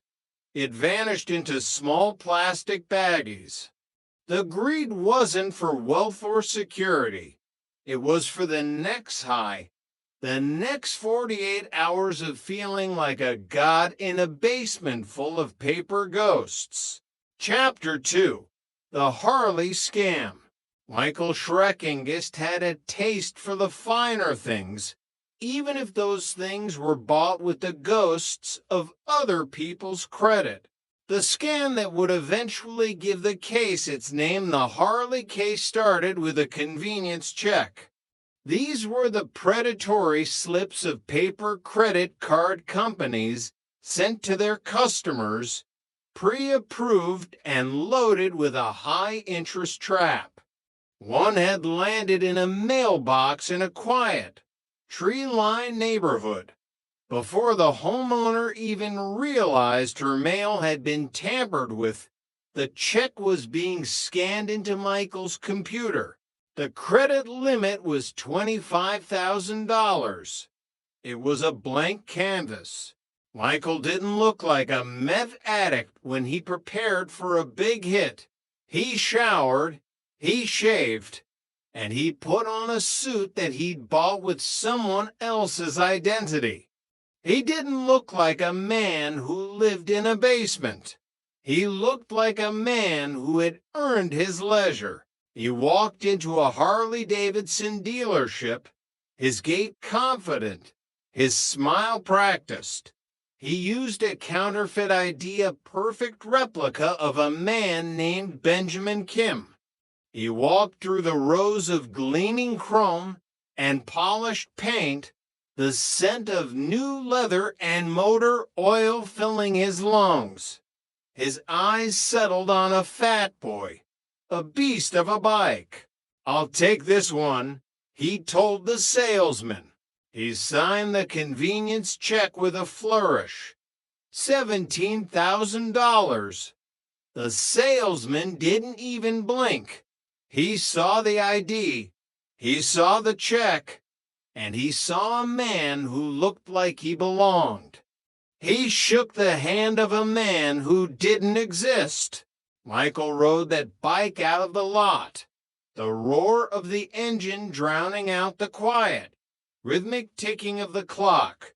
Across town, Detective Jim Rock was just starting to put the pieces together.